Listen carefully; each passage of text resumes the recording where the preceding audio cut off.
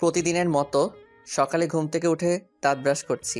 এমন সময় আমার ছোট নবাব আমার কাছে এসে আমার হাতে একটা বাজারের ব্যাগ, একটা বাজারের লিস্ট আর সাথে কিছু টাকা ধরিয়ে দিয়ে বলল, শুভ্র ভাইয়া, আম্মু বলেছে তোমাকে তাড়াতাড়ি বাজারে যেতে, আর এখানে যা লেখা আছে সবকিছু বাজার করে নিয়ে আসতে বলেছে। ঠিক আছে ছোট নবাব, আমি ফ্রেশ হয়ে এখনই যাচ্ছি। তুমি বড় আম্মুকে বলো যে ভাইয়া ফ্রেশ হয়ে বাজারে যাবে, কেমন? শুভ্র ভাইয়া, আমার জন্য চকলেট আনবে না বাজার থেকে? আমি আমার ছোট নবাবের এমন মলিন চেহারাটা দেখে ওর গাল দুটো হালকা টেনে দিয়ে হাসি মুখে বললাম, আমি বাজারে যাব আর আমার ছোট নবাবের জন্য চকলেট আনবো না তা কি করে হয়? তুমি নিশ্চিন্তে বই নিয়ে পড়তে বসো, ভাইয়া আসার সময় তোমার জন্য চকলেট নিয়ে আসবো, কেমন? আমার কথা শুনেই ছোট নবাবের মুখে হাসি ফুটে ওঠে। তখন ছোট নবাব আমার হাত ধরে টেনে বসিয়ে দেয় আর আমার গাল দুটো হালকা টেনে দিয়ে বলে, শুভ্র ভাইয়া, তুমি অনেক ভালো। আর তুমি তাড়াতাড়ি বাজারে গিয়ে আমার জন্য চকলেট নিয়ে আসছো। কথাটা বলেই ছোট নবাব চলে যায় আর আমি ফ্রেশ হয়ে টাকা আর বাজারের ব্যাগ নিয়ে রওনা দেই বাজারের দিকে। আপনারা হয়তো এতক্ষণ ভাবছেন কে এই ছোট নবাব? নিশ্চয়ই আমার ছোট ভাই হবে, তাই তো? কিন্তু না, ছোট ভাই ঠিকই, কিন্তু আমার আপন ভাই না। আর আমার আপন বলতে পৃথিবীতে আমি নিজেকেই চিনি, কারণ আমি একজন অনাথ। চলুন বাজারে যেতে যেতে আপনাদের সাথে নিজের পরিচয়টা দিয়ে দেই। আমি শুভ্র, আগে পরে কিছু নাই। বাবা মা ছোটবেলায় আমাকে ছেড়ে আকাশের তারা হয়ে গেছে। এরপর থেকেই এই এলাকার সুনামধন্য চেয়ারম্যান আশরাফ আহমেদ আমাকে লালন পালনের দায়িত্ব নেয়। আমার মনে আছে ছোট সময় আমার মা তাদের এখানে কাজ করত, আর আমি যখন ক্লাস 5-এ পড়ি তখন আমার মা মারা যায়। এরপর থেকে এই আশরাফ আহমেদ আমাকে তার বাড়িতে রেখে দেয়। লোকে বলে আপনজন যখন ছেড়ে চলে যায় তখন আল্লাহ তাআলা এমন কারো ব্যবস্থা করে দেয় যেন সেই মানুষটা কখনো আপনজনের অভাবটা বুঝতে না পারে। আমার ক্ষেত্রেও তাই হয়েছে। আমি আশরাফ আহমেদের বাসায় কাজ করলেও তারা কখনো আমার সাথে এমন ব্যবহার করেনি যেটা আমাকে মনে করিয়ে দেয় যে আমি একজন অনাথ আর আমি এই বাড়িতে কাজ করি। সব সময় তারা আমাকে নিজের ছেলের মতোই দেখে আসছেন। আর তাই তো আমি যেন জীবনে বড় হতে পারি সেজন্য আমার লেখাপড়ার ব্যবস্থাও করে দিয়েছেন। আর হ্যাঁ, আমি এবার ইন্টার সেকেন্ড ইয়ারের স্টুডেন্ট। আর আমি আশরাফ আহমেদকে বড় আব্বু আর তার ওয়াইফকে বড় আম্মু বলে ডাকি। আর এতে তারাও অনেক খুশি হয়। আশরাফ আহমেদের এক ছেলের নাম আয়ান আহমেদ, যাকে আমি ছোট নবাব বলে ডাকি। সে এবার ক্লাস 4-এ পড়ে। আর তার এক বড় মেয়ে আছে, নাম জান্নাতুল ফেরদৌস অধরা। সবাই তাকে অধরা বলেই ডাকে। আর তিনি এবার অনার্স প্রথম বর্ষে পড়েন। আপনাদের সাথে বেশ লম্বা একটা পরিচয় দিলাম, আর এই ফাঁকে কিন্তু আমি বাজারটাও করে ফেলছি, কিন্তু আপনারা টেরও পেলেন না। এবার চলেন সবাই মিলে বাসার দিকে যাই, গিয়ে দেখি গল্পের বাকি অংশ আপনাদের জন্য কি অপেক্ষা করতেছে। আমি বাজার নিয়ে বাড়ির ভিতর ঢুকতেই দেখি ছোট নবাব দাঁড়িয়ে আছে, আর আমি তাকে দুটো চকলেট হাতে ধরিয়ে দিতেই নাচতে নাচতে বাসার ভিতর চলে যাই। আর আমি বাজারগুলো নিয়ে বড় আম্মুর কাছে যাই। আমাকে দেখে বড় আম্মু বলল, তুই এতক্ষণে আসলি বাজার থেকে? দে তাড়াতাড়ি রান্নাটা শেষ করি, তোদের আবার কলেজের টাইম হয়ে যাচ্ছে। কোথায় দেরি করলাম, এই গেলাম আর এই বাজার নিয়ে চলে আসলাম। এই নাও তোমার বাকি টাকা। হুম। টাকাটা লাগবে না, ওটা তোর কাছেই রেখে দে। কলেজে যাবি, হাত খরচ লাগবে না? আমার কাছে আছে, এখন আর লাগবে না। আর কাজের ছেলেকে এত লাই দিও না, তাহলে তোমার মাথায় চড়ে বসবে। আমার কথাটা শুনেই বড় আম্মু একটু রেগে যায়। তখন তিনি রাগী কণ্ঠে বলল, শুভ্র, আরেকবার যদি এই কথা তোর মুখে শুনি তাহলে এক থাপ্পড়ে তোর সব কয়টা দাঁত ফেলে দেবো। আর এখন তুই আধার কাছে যা, সকালে ঘুম থেকে উঠে তোকে ডাকছিল, তখন আমি বলছি তুই বাজারে গেছিস। এখন গিয়ে শুনে আয় কেন ডাকছিল। বড় আম্মু তুমি রাগ করো কেন? আমি তো তোমার সাথে মজা করছি। আর যাই বলো, তুমি রাগলে ঠিক কিরণমালার কটকটির মতন লাগে। ওরে শয়তান পোলা, আমি কটকটি? তুই দাঁড়া এখানে, আমি তোর ব্যবস্থা করছি। বড় আম্মুর কথা শুনেই আমি ওখান থেকে হাওয়া হয়ে যাই, কারণ ওখানে দাঁড়ালেই বিপদ। এখন যাই অধরা ম্যামের রুমে, গিয়ে দেখি ম্যাডাম আমার জন্য কি হুকুম জারি করে রাখছে। আমি অধরা আপুর রুমের সামনে এসে দেখি অধরা আপু মনোযোগ দিয়ে পড়ছে, তাই আমি দরজার সামনে দাঁড়িয়ে বললাম, আপু আসতে পারি? আমার কথা শুনে অধরা পড়া বন্ধ করে দরজার দিকে তাকায়। তখন আমাকে দেখে বলল, আয় ভেতরে আয়। অধরার কথা শুনে আমি তার রুমে প্রবেশ করি। তখন অধরা আবার বলল, সকালবেলা আমার সাথে দেখা না করে কোথায় গিয়েছিলি? আপু আমি তো বাজার করতে গেছিলাম। কেন, আপনার কি কিছু আনতে হবে নাকি? তাহলে বলুন, আমি গিয়ে নিয়ে আসি। না, কিছু লাগবে না। আর তোকে না বলছি প্রতিদিন সকালে উঠে সবার আগে আমার সাথে দেখা করবি, পরে অন্য কাজে যাবি। আর শোন, কয়েক মাস পরে তোর সেমিস্টার পরীক্ষা, তাই ভালো করে পড়বি। আরে আপু, আমি যখন ঘুম থেকে উঠি তখন আপনি ঘুমিয়ে থাকেন, তাহলে কি করে আপনার সাথে আগে দেখা করব? আর আমি তো আপনাদের বাড়ির কাজের লোক, তাই এত লেখাপড়া করে কি হবে? যা হবার তাই হবে। আমার কথাটা শোনার সাথে সাথে অধরা রেগে আগুন হয়ে যায় আর চেয়ার থেকে উঠে এসে আমাকে ঠাস ঠাস করে দুটি চড় মারে। অধরার চড় খেয়ে আমি মাথাটা নিচু করে দাঁড়িয়ে থাকি। তখন অধরা আমাকে রাগী কণ্ঠে বলল, আমার কথার সাথে উল্টাপাল্টা একটা কথা বললে চট দিয়ে দাঁত ফেলে দিব। আর শোন, আমি ঘুমিয়ে থাকি আর জেগে থাকি, তুই ঘুম থেকে উঠে সবার আগে আমার সাথে দেখা করবি। আর তুই এই বাড়ির কাজের ছেলে নাকি অন্য কিছু, সেটা সময় হলে বোঝা যাবে। মনে থাকবে আমার কথা, নাকি কানের নিচে আবার একটা দিতে হবে? রাগে কটর মটর করে বলল, জি আপু, মনে থাকবে। এখন চুপ করে রুমে গিয়ে পড়তে বস, একটু পরে একসাথে কলেজে যাব। আমি আর কথা না বাড়িয়ে চুপচাপ অধরার রুম থেকে বেরিয়ে আসি, কারণ এখন কথা বললেই কথার সাথে মাইট ফ্রিতে পাবো। এই বাড়িতে আমি কাউকে এত ভয় পাই না যতটা অধরাকে পাই, তাই সবসময় চেষ্টা করি তার কাছ থেকে পালিয়ে বেড়াতে। আগে আমার সাথে এমন করতো না, কিন্তু আজ প্রায় 6 মাস হলো মানুষটার আমার সাথে ব্যবহার পাল্টে গেছে। এখন আমার লেখাপড়া, চলাফেরা সব কিছুর কৈফিয়ত তার কাছে দিতে হয়। আর আমার লেখাপড়া নিয়ে অধরা যতটা চিন্তা করে, যদি নিজের লেখাপড়া নিয়ে এতটা চিন্তা করতো তাহলে পরীক্ষা একসাথে 2টা গোল্ডেন A+ পাইতো। কিন্তু কে শুনে কার কথা? আমি নাকি রেজাল্ট খারাপ করলে তার অনেক বড় লস হয়ে যাবে, তাই আমার উপর তার এই অত্যাচার। তারপর আমি রুমে এসে কিছুক্ষণ মনোযোগ দিয়ে লেখাপড়া করি। কিছুক্ষণ পরে আমার ছোট নবাব এসে বলে যায় খাবার খাওয়ার জন্য, আর তাই আমি কলেজের জন্য একেবারে রেডি হয়ে চলে যাই খাবার খেতে। তারপর আমি সবার সাথে বসে খাবার খেয়ে নেই। পরে আমি আর অধরা আপু কলেজের উদ্দেশ্যে বেরিয়ে পড়ি। আমাদের বাসা থেকে কলেজ বেশি দূরে না, হেঁটে গেলে 20-25 মিনিট সময় লাগে। তাই অধরা আপুর সাথে প্রতিদিন আমাকে হেঁটেই কলেজে যেতে হয়, আর আমাকে এক প্রকার তার গার্ড বলা যায়। আমি আর অধরা আপু হেঁটে হেঁটে কলেজে যাচ্ছি, আর অধরা আপু হাজারটা কথা বলছে, আর আমি শুধু শুনছি আর মাঝে মধ্যে হ্যাঁ আর না এই 2 শব্দে তার কিছু কথার জবাব দিচ্ছি, কারণ বেশি কথা বললেই আবার গাল লাল করে দিবে। আমি আর অধরা আপুর 2 বান্ধবী আমাদের সাথে যোগ দেয়। তাদের আমি আগে থেকে চিনি, একজন হলো শিমলা আপু আর আরেকজন হলো অন্তরা আপু। তারা দুজন আমাদের সাথে যোগ দেওয়ার কিছুক্ষণ পরে হঠাৎ শিমলা আপু আমাকে বলল, শুভ্র, তোমাকে একটা কথা বলি। জি আপু বলেন। শুভ্র, তুমি কিন্তু দিনকে দিন সুন্দর হয়ে যাচ্ছ। তোমাকে দেখতে একদম প্রিন্সের মতো লাগে। কলেজের অনেকেই তো তোমার উপর ক্রাশ খায়। শিমলা আপুর কথা শুনে আমি কি উত্তর দিব ভেবে পাচ্ছি না, তাই মাথাটা নিচের দিকে দিয়ে তাদের সাথে হেঁটে যাচ্ছি। তখন পাশ থেকে অন্তরা আপু বলল, একদম ঠিক বলছিস শিমলা। শুভ্রকে দেখে মনে হয় না ও অধরাদের বাড়ির কাজের ছেলে। দেখতে যেমন সুন্দর আর স্মার্ট, আর সাথে নামটাও দারুণ, শুভ্র। ওদের কথা শুনে আমার মুখ দিয়ে কোনো কথাই বের হচ্ছে না। তখন আমি অধরার দিকে তাকাতেই দেখি অধরার ফর্সা মুখটা রাগে লাল হয়ে গেছে। আর তখন অধরা আমাকে বলল, শুভ্র, তুই কলেজে যা, আমি ওদের সাথে আসতেছি। অধরার কথা শুনে পাশে থেকে অন্তরা আপু বলল, কেন অধরা? শুভ্র একা যাবে কেন? আমাদের সাথেই যাক না, একসাথে কথা বলতে বলতে চাই। অন্তরা আপুর কথা শুনে অধরার আপুর রাগটা মনে হয় আর একটু বেড়ে গেল। তখন অধরা বলল, শুভ্র, তোকে না বললাম চলে যেতে, তাহলে এখনো যাস না কেন? তাড়াতাড়ি যা, আমি কলেজে এসে তোর সাথে কথা বলবো। ঠিক আছে আপু, আপনারা সাবধানে আসেন, আমি গেলাম। কথাটা বলে আমি সেখান থেকে একটু দ্রুত হেঁটে চলে আসি, আর অধরা আপু আর তার 2 বান্ধবী মিলে আস্তে আস্তে হেঁটে আসতে থাকে। তখন শিমলা আপু বলল, অধরা, তুই শুভ্রকে চলে যেতে বললি কেন? আমাদের সাথেই যেত, তাহলে শুভ্ররও ভাল লাগতো, সাথে আমাদের একটু ভাল লাগতো। কত কিউট একটা ছেলে এখন একা একা হেঁটে যাবে। শিমলার কথা শুনে অধরার রাগে গা জ্বলে যাওয়ার অবস্থা। অধরার এখন ইচ্ছে করছে শিমলার গালটা চর মেরে লাল করে দিতে, কিন্তু বন্ধুত্বের খাতিরে এটা করতে পারছে না। তখন অধরা বলল, শিমলা, আমার সামনে একদম ঢং করবি না, তোর ঢং দেখলে আমার গা জ্বলে যাচ্ছে। শুভ্র কেন আমাদের সাথে যাবে? ও ছেলে মানুষ, তাই ও একা কলেজে যাবে। আর তোদের সাথে শুভ্র কলেজে গেলে মানুষ খারাপ বলতে পারে। অধরার কথা শুনে পাশে থেকে অন্তরা বলল, তোর সাথে শুভ্র কলেজে গেলে যদি লোকে খারাপ না বলে, তাহলে আমাদের সাথে গেলে খারাপ বলবে কেন? নাকি তুই চাস না শুভ্র তোকে ছাড়া আর কারোর সাথে কথা না বলুক? মানে অন্য মেয়ের সাথে কথা বললে তোর হিংসা হয়? একটু খোঁচা মেরে বলল কথাটা।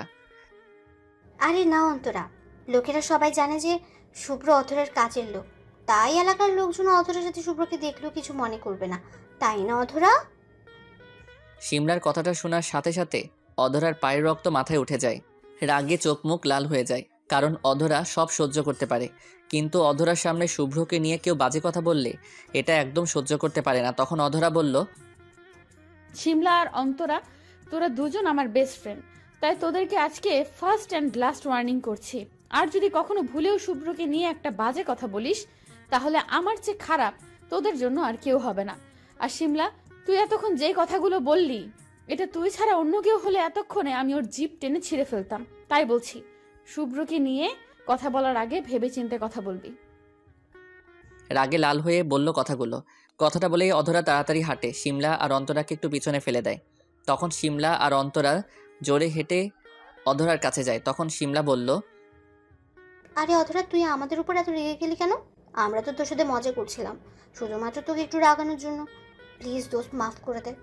আমরা আর কখনো তোর সাথে এমন মজা করবো না। আচ্ছা যা, মাফ করে দিলাম, কিন্তু কখনো আর আমার সামনে বা পেছনে শুভ্রকে নিয়ে কোনো মজা করবি না। আর একটা কথা মনে রাখিস, শুভ্র আমাদের বাড়ির কোনো কাজের ছেলে না, সে আমাদের পরিবারের একজন সদস্য। আর আমার কথাটা বলতে গিয়ে থেমে যায় অধরা। শিমলা, আমার মনে হয় আমাদের অধরা ম্যাডামের মনে শুভ্রকে নিয়ে কিছু একটা চলছে। দেখলি না, আমার বলতে গিয়ে আবার কেমন থেমে গেছে, মানে আমাদের কাছ থেকে লুকাতে চাইছে। তাই নাকি অধরা? তুই কি শুভ্রকে পছন্দ করিস, মানে ভালোবাসিস? অধরা ওদের কথা শুনে মনে মনে চিন্তা করে, ওদের সামনে মনের কথা প্রকাশ করা যাবে না, তাহলে ওরা পুরো কলেজ আর ভার্সিটিতে এই কথা ভাইরাল করে দিবে। আর এটা যদি শুভ্র জানতে পারে, তাহলে আর আমার সামনে আসবে না, কারণ এমনিতেই শুভ্র সবসময় আমার কাছ থেকে দূরে থাকতে চায়। তখন অধরা বলল, তোরা মনে হয় সত্যিই পাগল হয়ে গেছিস, না হলে আমি কেন শুভ্রের মতো জুনিয়র একটা ছেলেকে ভালোবাসতে যাব? আমি কখনো জুনিয়র ছেলের সাথে প্রেম করব না, আর শুভ্রের সাথে তো একেবারেই না।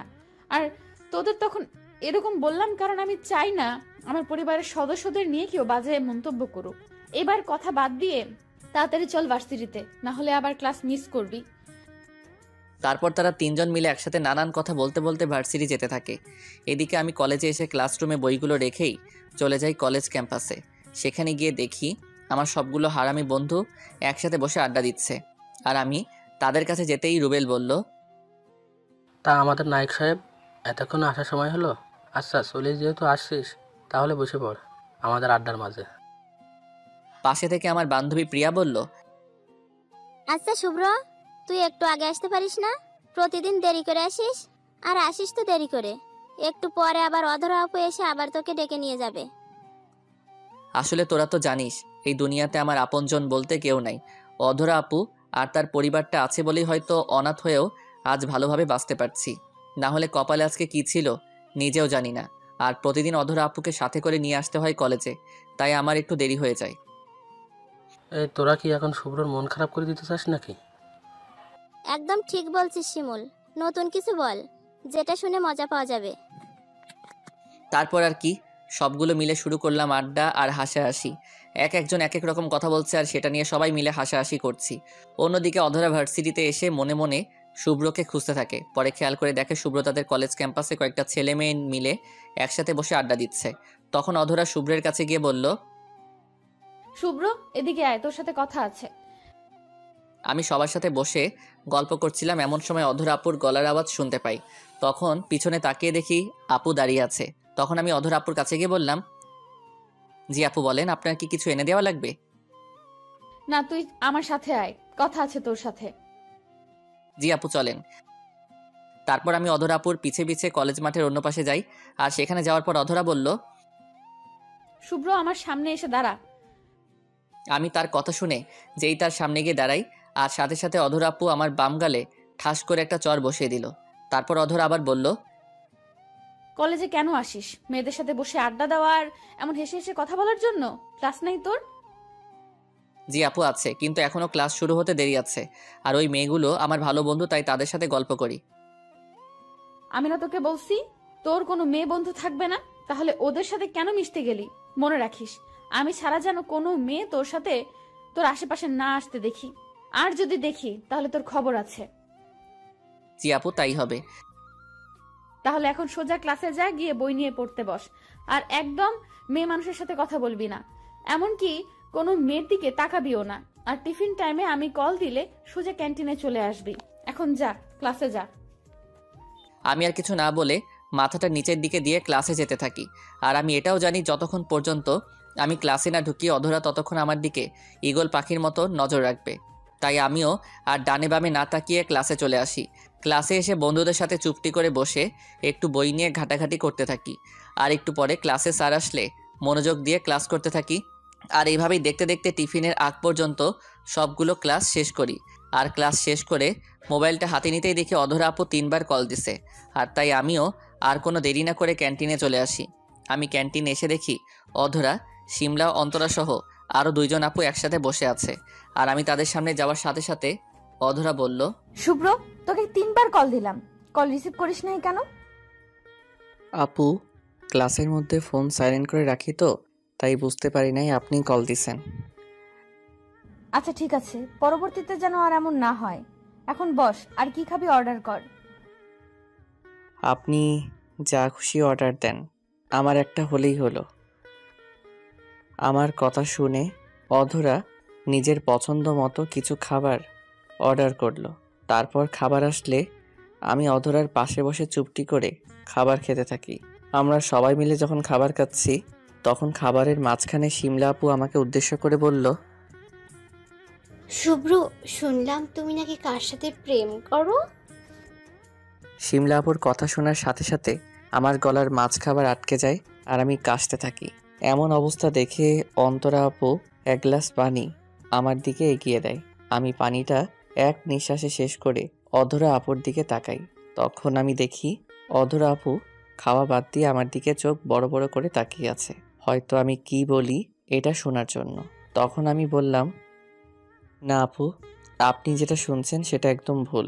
আমি কারোর সাথে প্রেম করি না। আপনাকে কেউ হয়তো আমার নামে মিথ্যা বলছে।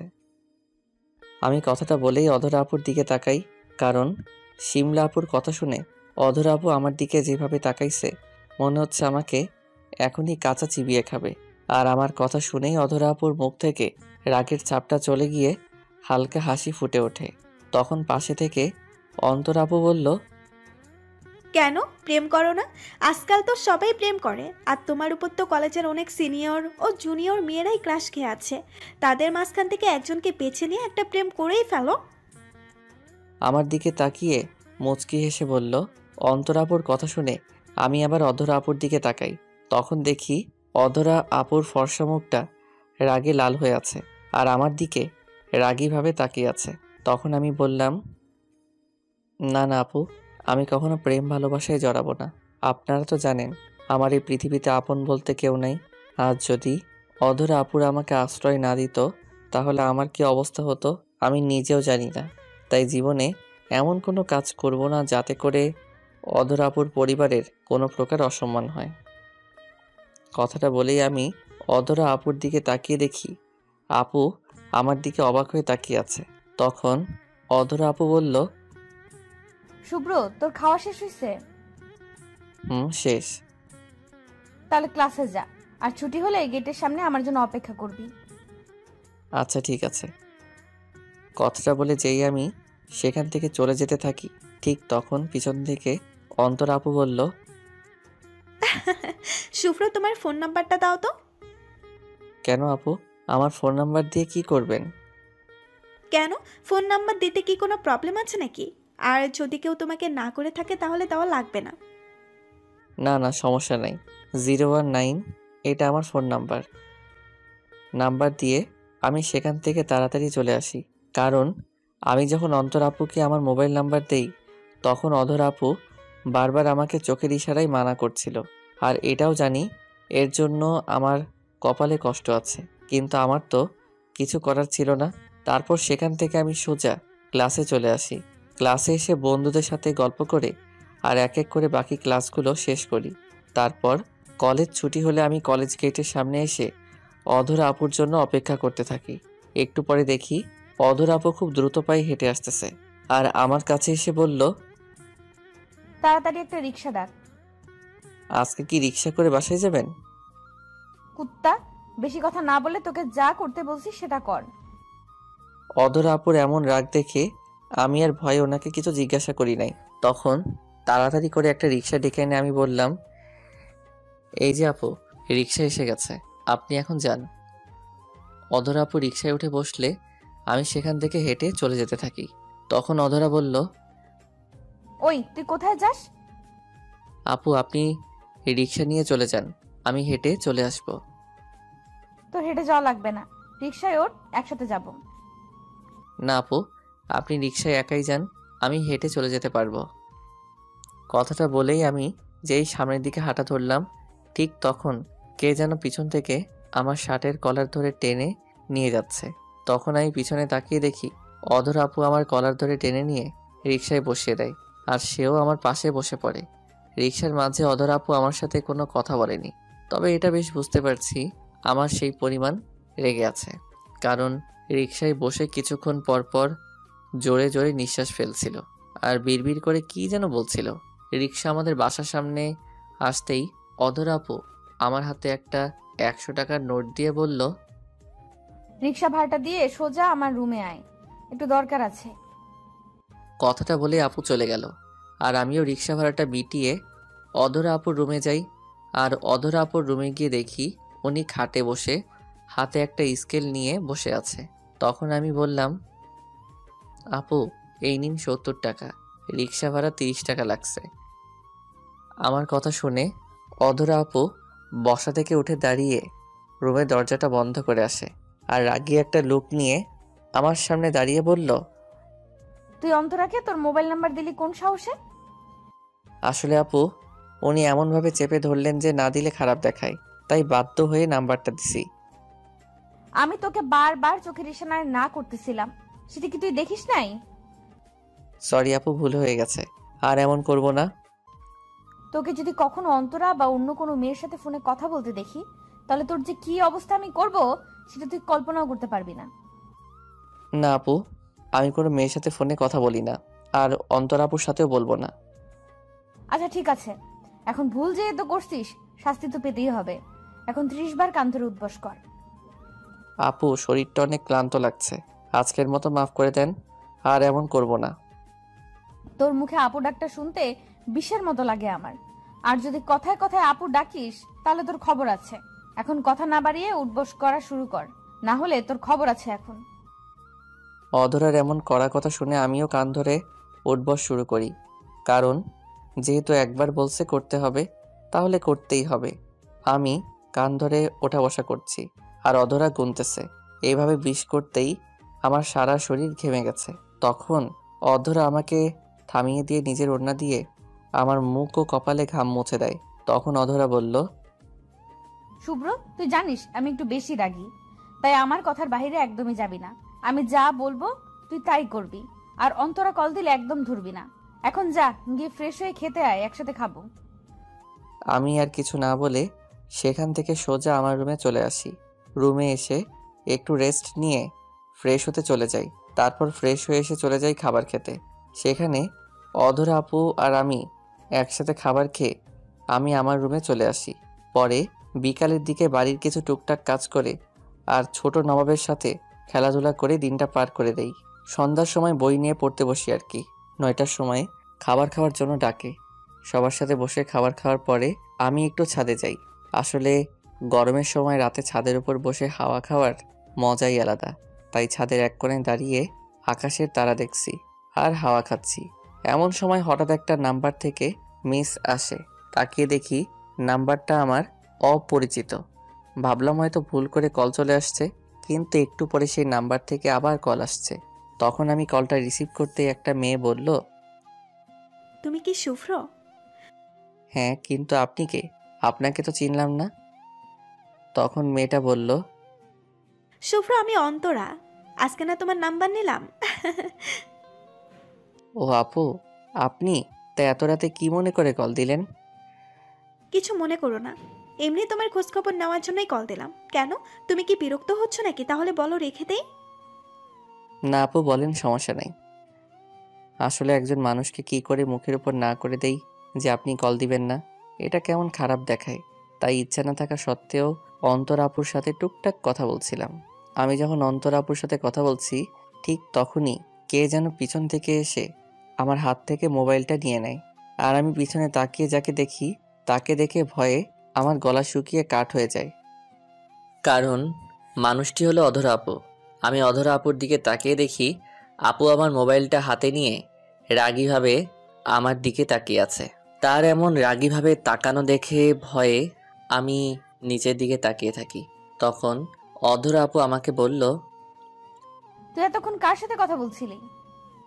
অধরার কথা শুনে ভয়টা আরো বেড়ে গেল। এখন যদি আমি বলি যে অন্তরা আপুর সাথে কথা বলছিলাম তাহলে আমার খবর করে ছেড়ে দিবে, কারণ অধরা কোনো মেয়ের সাথে আমার কথা একদম দেখতে পারে না। তখন আমি বললাম, আপু আমি তো বন্ধুর সাথে কথা বলছিলাম। আমার কথা শুনে অধরা বলল, তোর কোন বন্ধুর সাথে কথা বলছিলি? শিমুলের সাথে কথা বলছিলাম। তবে আমার কথাটা শুনে মনে হয় অধরা বিশ্বাস করতে পারছে না। তখন অধরা আমার ফোনে কি যেন চেক করতে লাগলো। তারপর কিছু সময় আমার মোবাইল ঘাটাঘাটি করে আমাকে বলল, এটা তো শিমুলের নাম্বার না, কারণ আমি তো তোর সব বন্ধুর নাম্বার জানি। আর এটা দেখে মনে হয় নতুন নাম্বার। সত্যি করে বল শুভ্র, তুই কোনো মেয়ের সাথে কথা বলছিলি? অধরা আপুর এমন রাগ দেখে আমার অবস্থা খারাপ হয়ে গেছে। এখন যদি সত্যিটা আপুকে বলে দেই তাহলে আমাকে শেষ করে দিবে। তখন আমি বললাম, না আপু বিশ্বাস করো, আমি কোনো মেয়ের সাথে কথা বলি নাই। এটা শিমুলের নতুন নাম্বার, তাই আপনি চিনতে পারছেন না। বিশ্বাস না হলে আপনি কালকে কলেজে গিয়ে শিমুলকে জিজ্ঞাসা করে দেখবেন। আমার কথা শুনে অধরা আপু কিছুক্ষণ কি যেন ভাবলো। তারপর আমার হাতে মোবাইলটা দিয়ে বলল, ঠিক আছে, তুই এখন রুমে যা, কালকে আবার কলেজ আছে। অধরার কথা শুনে আমি আর কিছু না বলে মোবাইলটা নিয়ে ছাদ থেকে জলদি নিচে নেমে আসি। তবে মনে মনে চিন্তা করি, অধরা আপু হঠাৎ এমন নরম ব্যবহার করলো কেন? তার মনে মনে কি চলছে ঠিক বুঝতে পারছি না।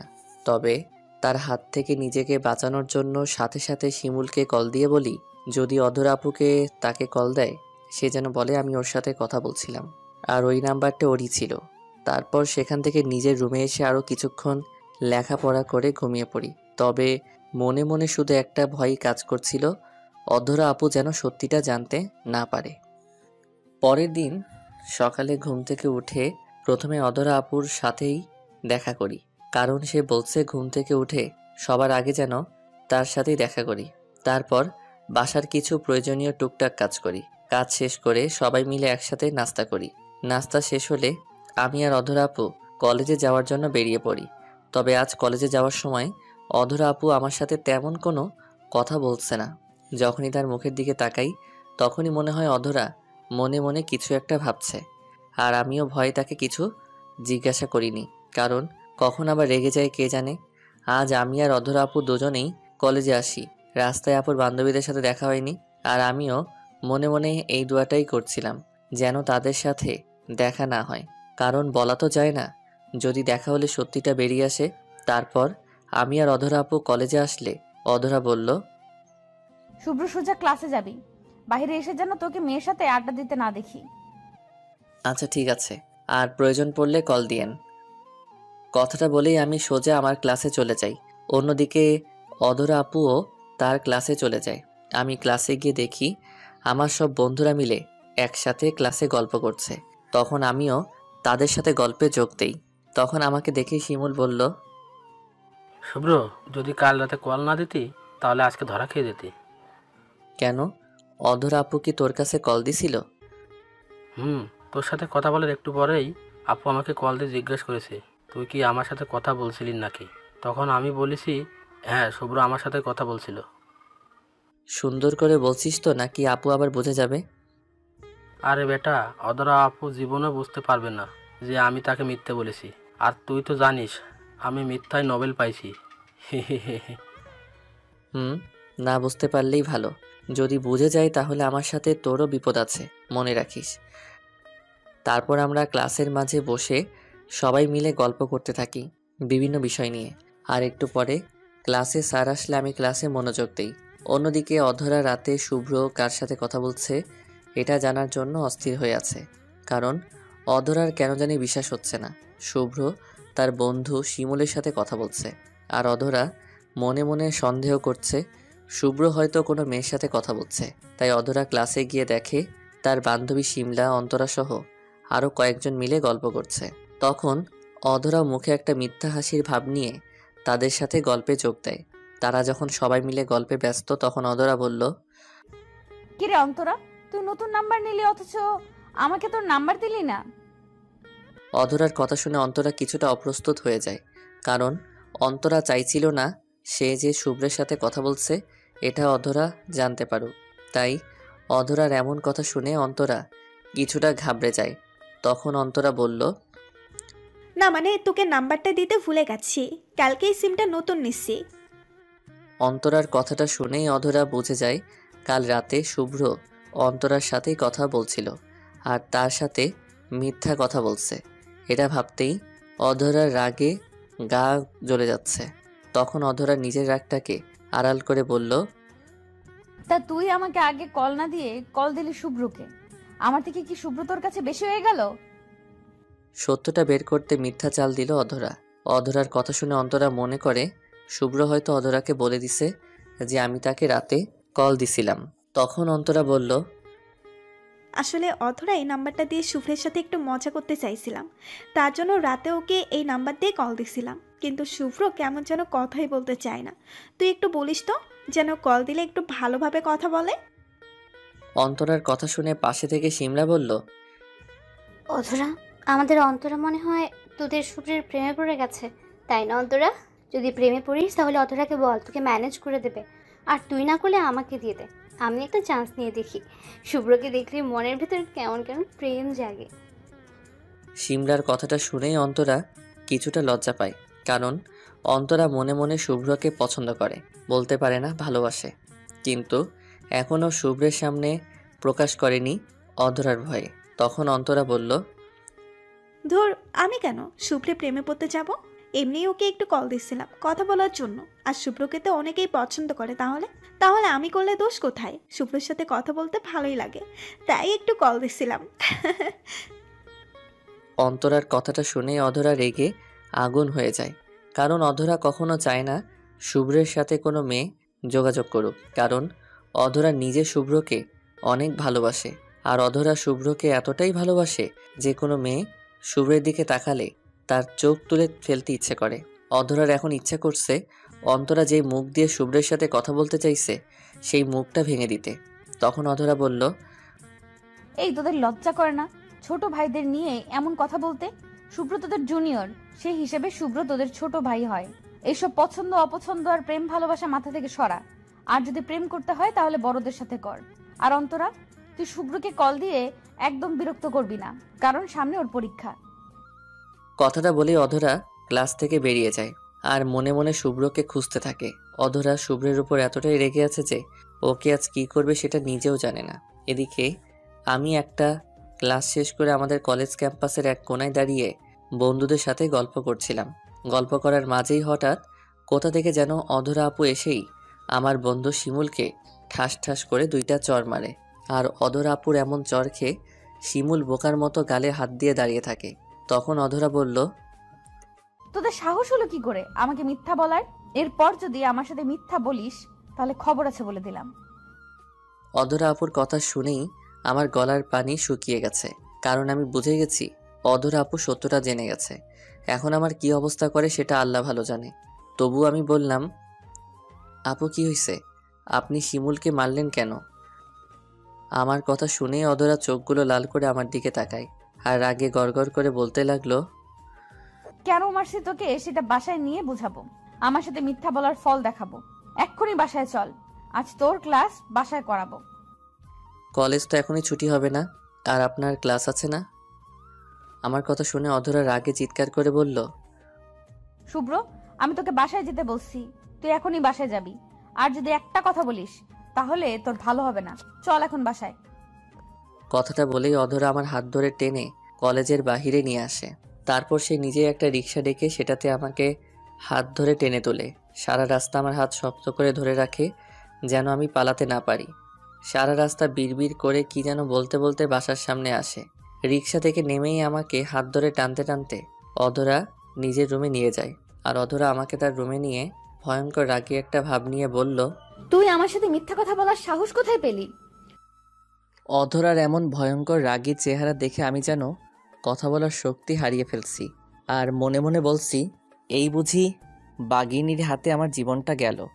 তবুও নিজেকে বাঁচানোর জন্য বললাম, আপু, আমি আপনার সাথে কি মিথ্যা বললাম? আমি কথাটা বলার সাথে সাথে অধরা আমার গালে করে 4টা চড় মারে। আর তারপর আমার শার্টের কলার চেপে ধরে নিজের মুখটা আমার মুখের সামনে এনে রাগী কণ্ঠে বলল, তুই আমার সাথে কি মিথ্যা কথা বলছিস তুই জানিস না? কাল রাতে তুই অন্তরার সাথে ফোনে কথা বলে আমাকে মিথ্যা বললি কোন সাহসে যে তুই শিমুলের সাথে কথা বলছিস? তোকে আমি বারবার মানা করছি যে তুই কোনো মেয়ের সাথে কথা বলবি না, তাহলে কোন সাহসে তুই অন্তরার সাথে কথা বললি? রাগে আমার কলার ঝাঁকাতে ঝাঁকাতে বলল, অধরা আমার গালে এত জোরে চড়গুলো মারল যে আমার চোখ দিয়ে মুহূর্তেই পানি চলে আসে। আর তখন আমি কান্না মিশ্রিত কণ্ঠে বললাম, আপু প্লিজ বিশ্বাস করেন, আমি কখনো জানতাম না এটা আপনার বান্ধবী অন্তরা আপুর নাম্বার ছিল। যদি জানতাম তাহলে কখনোই আমি আপনার কথা অমান্য করে অন্তরা আপুর সাথে ফোনে কথা বলতাম না। তাহলেই তুই পরে কথা বললি কেন? আর আমার সাথে মিথ্যা বললি কেন? তুই জানিস না আমি মিথ্যা বলা পছন্দ করি না। আমি যখন কল রিসিভ করার পর বুঝতে পারি এটা অন্তরা আপুর নাম্বার, তখন বাধ্য হয়ে কথা বলছিলাম। কারণ তখন যদি ওনার মুখের উপর কলটা কেটে দিতাম তাহলে উনি কষ্ট পেতেন। তাই এক প্রকার বাধ্য হয়ে কথা বলছিলাম। আর আমি জানি আপনি আমার কোনো মেয়ে মানুষের সাথে কথা বলা পছন্দ করেন না, তাই সেই ভয়ে আপনার সাথে মিথ্যা বলছিলাম। দয়া করে আমাকে মাফ করে দেন। আমি কখনো আর কোনো মেয়ের সাথে কথা বলবো না। নিচের দিকে তাকিয়ে কথাটা বললাম। আমার কথা শুনে অধরা আমার শার্টের কলারটা ছেড়ে দেয়।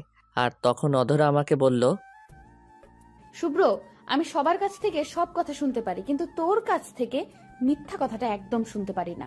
সেটা তুই কেন বুঝিস না? তুই কোনো মেয়ের সাথে কথা বললে আমি সহ্য করতে পারি না, সেটা কেন বুঝিস না?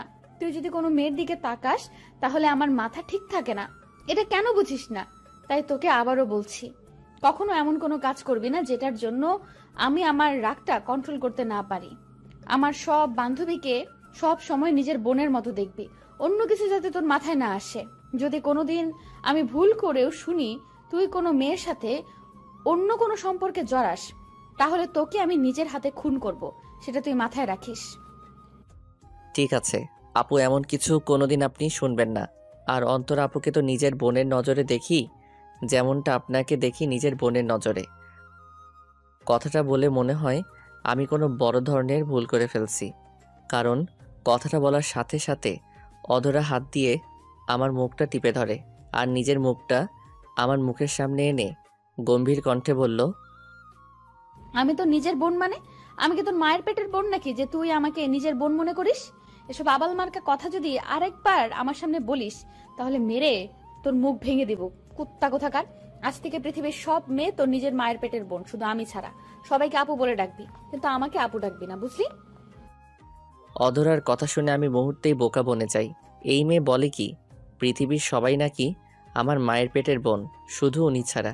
সবাইকে আপু ডাকলেও তাকে আপু ডাকা যাবে না, তাহলে তাকে কি বলে ডাকবো? তখন আমি বললাম, আপনাকে তো ছোটবেলা থেকে আপু ডেকে আসছি, তাহলে এখন আপু ডাকবো না কেন? আর আপনাকে যদি আপু বলে না ডাকি তাহলে কি বলে ডাকবো? তার চোখের দিকে তাকিয়ে নরম সুরে বললাম। আমার কথা শুনে অধরা মনে মনে বলল, তুই আমাকে বউ বলে ডাকবি, জান, কলিজা, আরো কত নাম আছে সেগুলো বলে আদর করে ডাকতে পারিস না?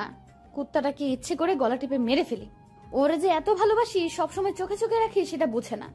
সামনে আসলে শুধু আপু আপু করে, হারামি কোথাকার। অধরা আপুর এমন চুপ করে থাকা দেখে আমি বললাম, আপু কি হলো বলেন? আমার কথা শুনে মনে হয় অধরা ভাবনার জগৎ থেকে বাস্তবে ফিরে আসে। তখন অধরা বলল, এখন থেকে কথায় কথায় আমাকে আপু বলে ডাকবি না, দরকার পড়লে নাম ধরে ডাকবি, না হয় অন্য কিছু বলে ডাকবি। আপু বলে ডাকলে তোর ভালো হবে না বলে দিলাম। এখন যা, রুমে গিয়ে রেস্ট কর, আর আমি ডাকলেই আমার রুমে আসবি। অধরার কথা শুনে আমি তার রুম থেকে বেরিয়ে আসি আর মনে মনে বলতে থাকি, এই মেয়ে নিশ্চিত পাগল হয়ে গেছে, না হলে আমাকে কেন বলল যে তার নাম ধরে ডাকতে? এটা কি কখনো সম্ভব নাকি? আমি জীবনেও পারবো না তার নাম ধরে ডাকতে। এতে যা হবার হবে। আমি যখন এসব চিন্তা করে আমার রুমের দিকে যাচ্ছি, ঠিক তখনই অধরার আম্মু, যাকে আমি বড় আম্মু বলে ডাকি, তিনি বললেন, কি রে শুভ্র, তোরা এত তাড়াতাড়ি বাসায় চলে আসলি যে? বড় আম্মুর কথা শুনে আমি চিন্তায় পড়ে যাই। কি বলবো ভেবে পাচ্ছি না। তখন আমি বললাম, বড় আম্মু, আজকে নাকি কলেজে কোনো ক্লাস হবে না। কলেজে কিসের একটা মিটিং আছে, তাই কলেজ ছুটি দিয়ে দিছে। মিথ্যা বললাম যাতে কিছু বুঝতে না পারে। তখন হঠাৎ করে বড় আম্মু আমার গালে হাত দিয়ে বলল, শুভ্র, তোর গালে এই দাগ কিসের? দেখে মনে হয় কেউ তোকে চড় দিয়েছে তোর দুই গালে, আর তার হাতের ছাপ তোর এখনো গালে রয়ে গেছে। সত্যি করে বল, কার এত বড় সাহস যে তোর গালে এমনভাবে থাপ্পড় দিছে? আসলে আমি তাদের নিজের ছেলে না হতে পারি, কিন্তু আজ পর্যন্ত তারা আমার গায়ে কখনো হাত তোলেনি। তাই আমার গালে এমন চড়ের দাগ দেখে বড় আম্মু রেগে যায়। এখন যদি আমি বলি যে অধরা আপু আমাকে এমনভাবে চড় দিছে, তাহলে বড় আম্মু গিয়ে অধরাকে বকা দিবে। আর কখনোই চাই না আমার জন্য অধরা বকা খাক। তখন আমি বললাম, আসলে বড় আম্মু, তুমি যেমন ভাবছো ঠিক তা না। সকাল থেকে আমার অ্যালার্জির সমস্যা হচ্ছে। মুখটা কেমন জানি চুলকাইতে, তাই হয়তো মুখে চুলকানোর কারণে দাগ পড়ে গেছে। না হলে আমাকে আবার কে মারবে? কিন্তু দেখে তো মনে হয় না এটা অ্যালার্জির দাগ, মনে হচ্ছে কেউ তোকে মারছে। সত্যি করে বল আমাকে, কে মারছে তোকে? বড় আম্মু, তুমি শুধু শুধু চিন্তা করছো। আমাকে কেউ মারেনি। আমি এখন গিয়ে গোসল করলেই দেখবে সব ঠিক হয়ে যাবে। আমি এখন রুমে যাই। আচ্ছা যা, রুমে গিয়ে রেস্ট কর। তারপর আমি সেখান থেকে দ্রুত রুমে চলে আসি। না হলে বড় আম্মু ঠিকই বুঝে যাবে যে আমার গালের দাগগুলো চড় মারার দাগ ছিল। আমি রুমে এসে সরাসরি চলে যাই গোসল করতে। গোসল করে রুমে এসে আয়নার সামনে দাঁড়িয়ে দেখি সত্যি আমার দুই গালে এখনও অধরার হাতের চড়ের দাগ রয়ে গেছে। গুন্ডিটার হাতে এত শক্তি যে আরেকটু জোরে মারলে হয়তো আমার দাঁত পড়ে যেত। তারপর আমি একটু রেস্ট নেওয়ার জন্য বিছানায় শুয়ে পড়ি। কিন্তু বিছানায় শোয়ার পর কখন যে আমি ঘুমিয়ে পড়ি সেটা নিজেও জানি না। আমি যখন গভীর ঘুমে মগ্ন, তখন হঠাৎ ঘুমের মাঝে আমি অনুভব করি কে যেন আমার গালে নরম হাতের কোমল স্পর্শ দিয়ে আমার গালে হাত বুলিয়ে দিচ্ছে। এটাকে আমি এতটা আমলে না নিয়ে আবার ঘুমানোর চেষ্টা করি, কিন্তু না, আস্তে আস্তে সেই নরম হাতের ছোঁয়াটা যেন আরও বাড়তে লাগলো। আমার গালে হাত বুলিয়ে দিচ্ছে, আমার চুলে আস্তে আস্তে বিলি কেটে দিচ্ছে, আর এতক্ষণে আমার ঘুমটা ভেঙে যায়। আমি যখন চোখ খুলি দেখার জন্য সেই মানুষটাকে, যে কে আমার এত যত্ন করে আদর দিচ্ছে, আর চোখটা খুলে আমি যাকে দেখলাম তাকে দেখে আমি অবাক হয়ে যাই। কারণ সেই মানুষটি হলো অধরা আপু।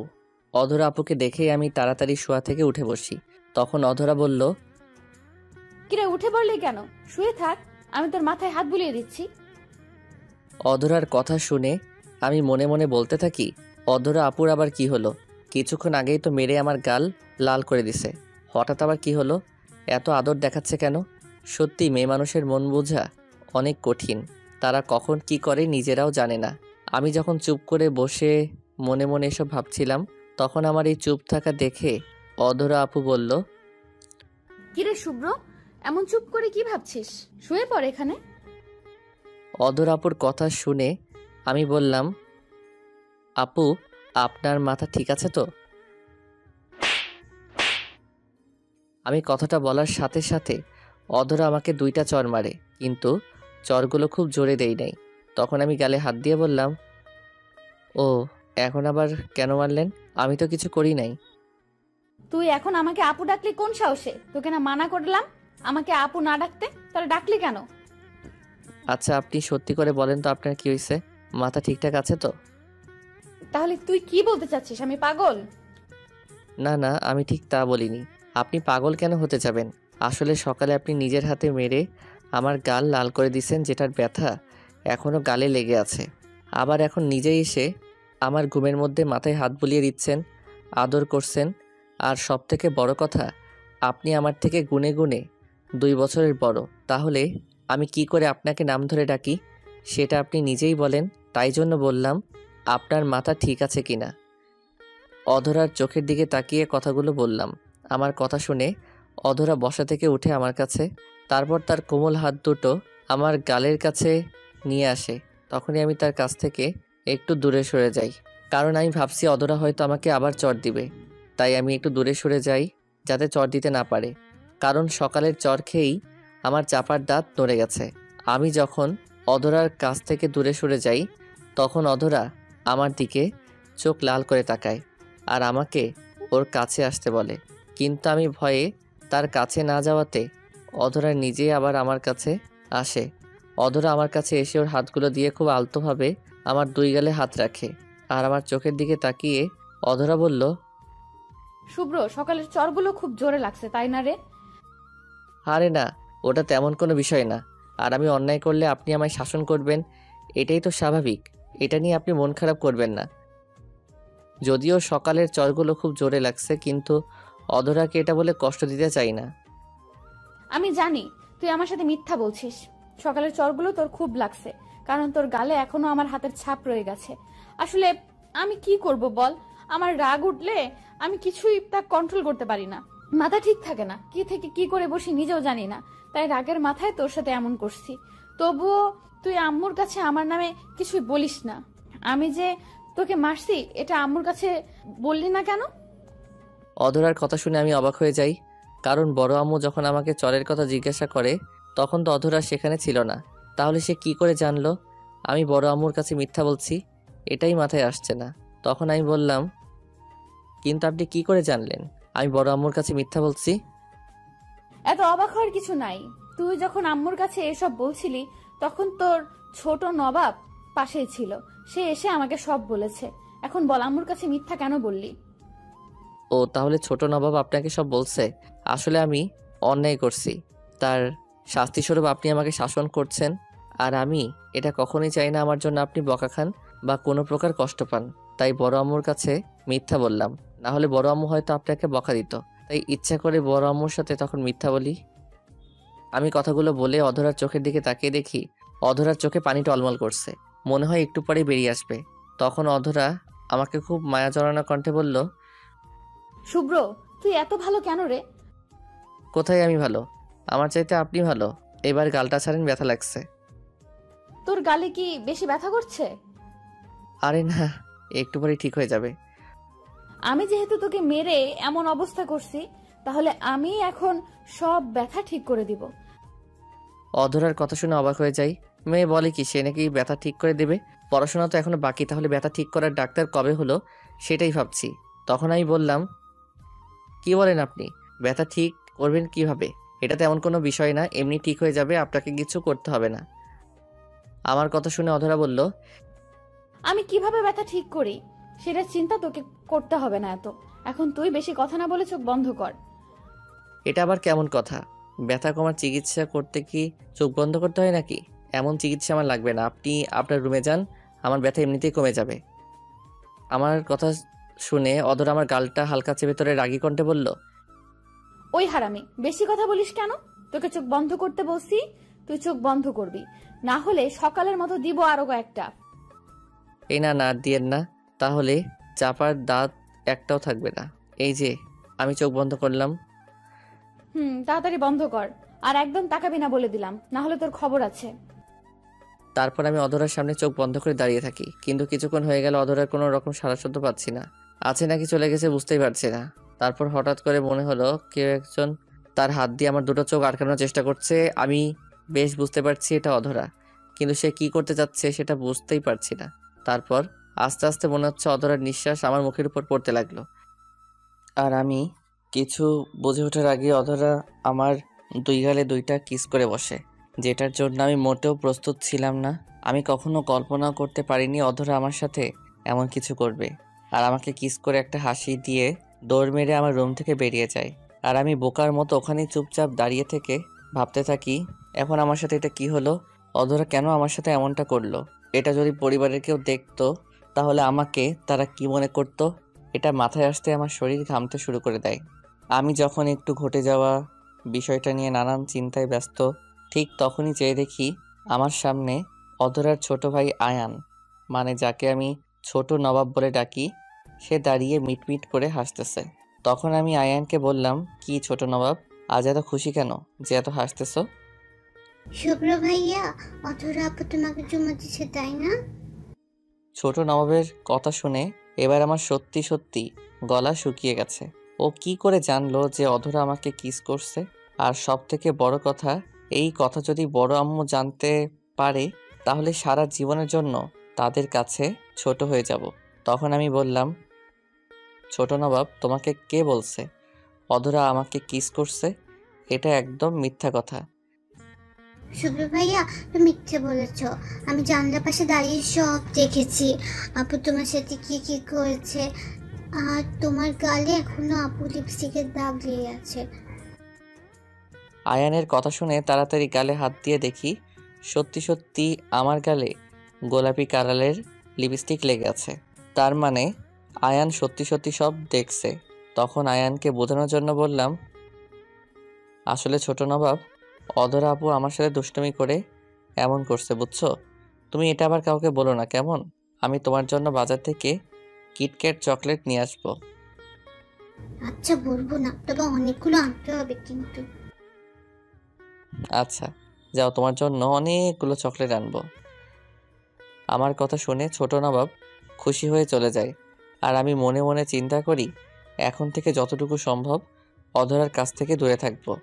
কারণ দিনকে দিন অধরার আমার সাথে করা আচরণগুলো বেশ অন্যরকম লাগে, যা পরিবারের কেউ দেখলে অন্য কিছু ভাবতে পারে। পরে আমি সেখান থেকে বাহিরে চলে যাই। বাহিরে গিয়ে বাসার কিছু টুকটাক কাজ করি। এইভাবে সারাদিন বাসার কাজ আর ছোট নবাবের সাথে খেলা করেই সেদিনের মতো দিনটা পার হয়ে যায়। তবে এর মাঝে অধরা কয়েকবার তার কাছে ডাকে, কিন্তু আমি অন্য কাজের বাহানা দেখিয়ে চলে আসি। আর এইভাবেই দেখতে দেখতে বেশ কয়েকটা দিন চলে যায়। এখন আমি খুব বেশি প্রয়োজন ছাড়া অধরা আপুর কাছে যাই না। তার কাছ থেকে নির্দিষ্ট একটা দূরত্ব বজায় রেখে চলি, যেটা অধরা বেশ ভালো করে বুঝতে পারছে। তাই আমি যত তার থেকে দূরে থাকি, অধরা তত আমার কাছে আসতে চায়। এখন কলেজে গেলে আগের চাইতে আরও বেশি নজর রাখে আমার উপর। আজ কলেজে যাওয়ার জন্য আমি আর অধরা বাসা থেকে বের হই। মাঝ রাস্তায় এসে হঠাৎ অধরা থেমে যায় আর আমাকে বলে, শুভ্র, তুই ইদানিং আমাকে বেশ এড়িয়ে চলছিস। কোথায় এড়িয়ে চলছি? সব সময় তো আপনার আশেপাশেই থাকি। তুই কি ভাবিস আমি কিছু বুঝি না? আগের মতো তুই আমার সাথে কথা বলিস না। আমি 10টা প্রশ্ন করলে তুই একটা প্রশ্নের উত্তর দিস। আমি তোকে ডাকলে তুই অন্য কাজের বাহানা দিয়ে চলে যাস। এগুলো কেন করছিস আমার সাথে? তোর এমন ব্যবহার যে আমাকে খুব কষ্ট দেয়। আমি ঠিক মতো খেতে পারি না, ঘুমাতে পারি না। বল, কেন আমার কাছ থেকে দূরে থাকিস তুই? দেখেন আপু, আমি এখন যেটা করছি এটাই ঠিক। এখন আপনি বড় হয়েছেন, আমিও বড় হয়েছি। আপনার সাথে এত মিশা এখন ঠিক না, কারণ এতে মানুষ অন্য কিছু মনে করতে পারে। সেদিন আপনি আমার রুমে এসে আমার সাথে যা যা করছেন, আপনার ভাই তা সব দেখছে। একটাবার চিন্তা করছেন, যদি এটা ছোট নবাবের জায়গায় আপনার আম্মু হতো তাহলে উনি কি মনে করতেন? তাই আমি সিদ্ধান্ত নিছি, এখন থেকে সবসময় আপনার কাছ থেকে দূরে থাকবো। আর কিছুদিন পরে আমি এমনিতেও আপনাদের এখান থেকে চলে যাব। তাই শুধু আমার প্রতি মায়া বাড়িয়ে লাভ নাই, এতে কষ্ট আরও বাড়বে। আমি কথাগুলো বলার সাথে সাথে অধরা কাঁধ থেকে ব্যাগটা ফেলে দিয়ে কাছে এসে আমার শার্টের কলার চেপে ধরে। তখন অধরা বলল, যা বলছিস খুব বেশি বলে ফেলছিস, আর বলিস না। একটা কথা তুই ভালো করে জেনে রাখ, তোকে আমি সারা জীবন আমার চোখের সামনে দেখতে চাই। আর আমি তোকে সারা জীবন আমার চোখের সামনেই রাখবো। তার জন্য আমার যা করতে হয় তাই করব। আজ থেকে যদি আমার কাছ থেকে দূরে থাকিস বা থাকার চেষ্টা করিস, তাহলে ওই দিন তো তোর রুমে গিয়ে গালে কিস করছি, এবার সবার সামনে তোর ঠোঁটে কিস করব। তখন দেখবি কেমন লাগে। শুভ্র, তুই শুধু আমার, আমি তোকে অন্য কারোর হতে দিব না। আপু, আপনি এগুলো কি বলছেন বুঝতে পারছেন?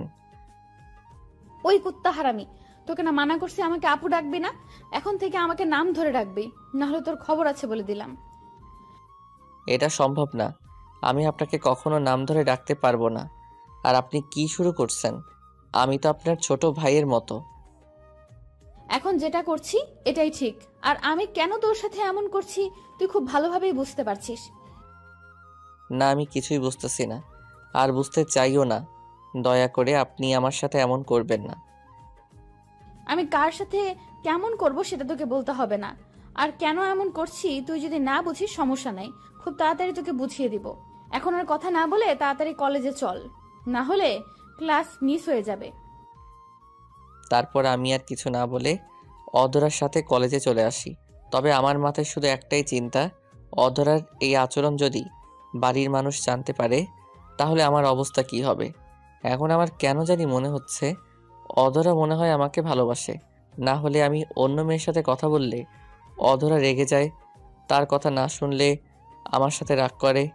আর একটু আগে রাস্তার মাঝে দাঁড়িয়ে যে কথাগুলো বলল, এতে তো স্পষ্ট বোঝাই যায় আমাকে নিয়ে অধরার মনে কিছু একটা চলছে, যেটা আমার জন্য সামনে একটা বিপদ ডেকে আনবে। কিন্তু অধরার মনে আমাকে নিয়ে যাই চলুক না কেন, তাকে নিয়ে আমার কোনো চিন্তা নাই। ছোট সময় থেকে তাকে আপুর মতো ভেবে আসছি। তাছাড়া তাদের পরিবারের কাছে আমি অনেক ঋণী। ক্ষণিকের একটা মোহে পড়ে তাদের সাথে কখনো বিশ্বাসঘাতকতা করতে পারবো না। তাই যতদিন আছি এখানে অধরার পাগলামিগুলো সহ্য করে নিতে হবে। আজকে কলেজে এসে কারোর সাথে তেমন কোনো কথা বলিনি। তারপর একে একে সবগুলো ক্লাস শেষ হলে কলেজ ছুটি হয়ে যায়, আর আমি আর অধরা আপু মিলে বাসার দিকে যেতে থাকি। রাস্তায় আবারও অধরা হাজারটা কথা বলছে আমাকে, আর আমি শুধু চুপচাপ শুনে যাচ্ছি। তখন অধরা আমাকে বলল, এই শুভ্র, তোমাকে আমি এতগুলো কথা বললাম, তুমি এমন চুপ করে আছো কেন? আর এমন দূরে সরে আছো কেন? কাছে এসো। অধরার এমন কথা শুনে আমার কাশি চলে আসে।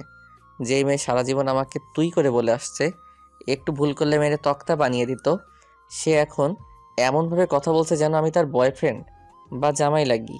তখন আমি বললাম, আপু প্লিজ, আপনি এমনভাবে কথা বলবেন না, আমার বদ হজম হয়। আপনার মুখ থেকে আমি তুই শব্দটা শুনেই অভ্যস্ত, তাই আপনার মুখে তুমি ডাকটা শুনে আমার বদ হজম হচ্ছে। তার চেয়ে ভালো আপনি আমাকে তুই করেই ডাকেন। যদি তুইয়ের নিচে কিছু থাকে তাহলে সেটা বলে রাখেন, তারপরও এমন তুমি করে ডাকবেন না দয়া করে। আমার এমন কথা শুনে অধরা চোখ বড় বড় করে আমার দিকে তাকিয়ে থাকে, যেন এখনই আমাকে এই চোখগুলো দিয়ে গিলে খাবে। অধরা এমনভাবে তাকানো দেখে আমি আবার বললাম, আপু প্লিজ, আপনি এমনভাবে তাকাবেন না আমার দিকে। আপনার এমন তাকানো দেখলে আমার ভয় লাগে। তার বরং যদি মারতে মন চায় তাহলে 2টা থাপ্পড় মারেন, কারণ আপনার এমন ভয়ঙ্কর তাকানোর চাইতে চর খাওয়া অনেক ভালো। আমার কথা শুনে অধরা বলল, রাস্তায় এত বকবক না করে তাড়াতাড়ি বাসায় চল, আমার শরীরটা কেমন জানি খারাপ লাগছে। অধরার এমন কথা শুনে আমি বেশ অবাক হলাম, কারণ আমার এতগুলো কথা শুনেও সে তেমন কোনো রিয়াকশন করলো না। বিষয়টা বেশ অবাক করা, তবে এটা আমার জন্যই ভালো হলো। তখন আমি বললাম, আচ্ছা চলুন বাসায় গিয়ে রেস্ট নিলেই ঠিক হয়ে যাবে। তারপর আমি আর অধরা বাসার দিকে যেতে থাকি। অন্যদিকে অধরা মনে মনে বলছে, কি ভাবছিস চান্দু, আমি তোকে কিছু বলবো না? এমনি এমনি ছেড়ে দেবো তোকে? আমি তোকে তুমি করে বললে তোর বদ হজম হয়। আমার তাকানো তোর কাছে ভয়ঙ্কর লাগে, তার চাইতে তোকে থাপ্পড় দেওয়া ভালো। আর আমাকে বারবার আপু বলা তোকে আজ ছুটাচ্ছি। একবার বাসায় নিয়ে যাই, তারপর তোর ঠোঁটগুলো আজ কামড়ে ছিঁড়ে ফেলবো। যেগুলো দিয়ে বেশি পটর পটর করিস তুই, আমি যে তোকে ভালোবাসি সেটা আজ বুঝিয়ে দেব। এদিকে আমি আর অধরা অল্প কিছুক্ষণের মাঝে বাসায় চলে আসি। তবে বাকি রাস্তায় অধরা আমার সাথে কোনো কথা বলেনি। এতে আমার কি যে শান্তি লাগছে যে বলে বোঝাতে পারবো না। কিন্তু তাকে দেখে মনে হচ্ছিল সারা রাস্তা অধরা কি যেন মনে মনে ভাবছিল, তবে সেটা জানার আমার কোনো আগ্রহ নাই। আমি আর অধরা যখন গেট দিয়ে বাসার ভিতরে যাই, তখন আমি বললাম, আপু আপনি রুমে গিয়ে রেস্ট করুন, আর যদি বেশি খারাপ লাগে তাহলে বলবেন ডাক্তারকে খবর দিব আসতে। হুম। এটা বলেই যেই আমি আমার রুমের দিকে যাচ্ছি, তখনই পিছন থেকে একটা চিৎকারের আওয়াজ শুনি। আর আমি পিছনে ফিরে দেখি অধরা মাটিতে জ্ঞান হারিয়ে পড়ে গেছে। এটা দেখে তো আমার পাগল হওয়ার অবস্থা। আমি কোনো কিছু না ভেবে এক দৌড়ে অধরার কাছে গিয়ে ওকে কোলে তুলে নিই, আর অধরার আম্মুও দৌড়ে আসে অধরার কাছে। তখন আমি অধরাকে কোলে করে ওর রুমে নিয়ে যাই। তখন অধরার আম্মু মানে বড় আম্মু বলল, আমার মেয়ের কি হলো হঠাৎ করে, অজ্ঞান হয়ে গেল কেন? বড় আম্মু তুমি চিন্তা করো না, রাস্তায় আমাকে বলছিল শরীরটা নাকি একটু খারাপ লাগছে, আর বাসায় এসেই এমন হয়ে গেল। তুমি তাড়াতাড়ি ডাক্তারকে কল করো, আর একটু রসুন দিয়ে তেল গরম করে নিয়ে আসো। হাতে পায়ে মালিশ করলে হয়তো ভালো হবে। আচ্ছা, তুই এখানে থাক, আমি এখনই ডাক্তারকে কল দিচ্ছি আর একটু তেল গরম করে নিয়ে আসছি। কথাটা বলেই বড় আম্মু বাহিরে চলে যায়, আর এদিকে আমি অধরার মাথার পাশে বসে আছি। তখন আমি মনে মনে চিন্তা করলাম, অধরার মুখে একটু পানি ছিটিয়ে দেখি জ্ঞান ফিরে কিনা। আর ঠিক যখন আমি অধরার পাশ থেকে উঠে পানি আনতে যাব, ঠিক তখন অধরা আমাকে অবাক করে দিয়ে আমার হাতটা চেপে ধরলো। আর আমি পিছনে তাকিয়ে দেখি অধরা আমার হাত ধরে মিট মিট করে হাসতেছে। তখন আমি বললাম, আপু, আমার জ্ঞান ফিরছে।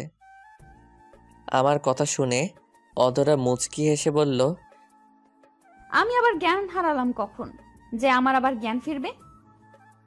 তাহলে একটু আগে যেটা ছিল সেটা কি? আর আপনি কেন এমন করলেন? তোর সাথে আমার কিছু হিসাব আছে, সেই হিসাবটা বরাবর করার জন্য এই নাটকটা করলাম, যাতে তোকে আমার কাছে পাই।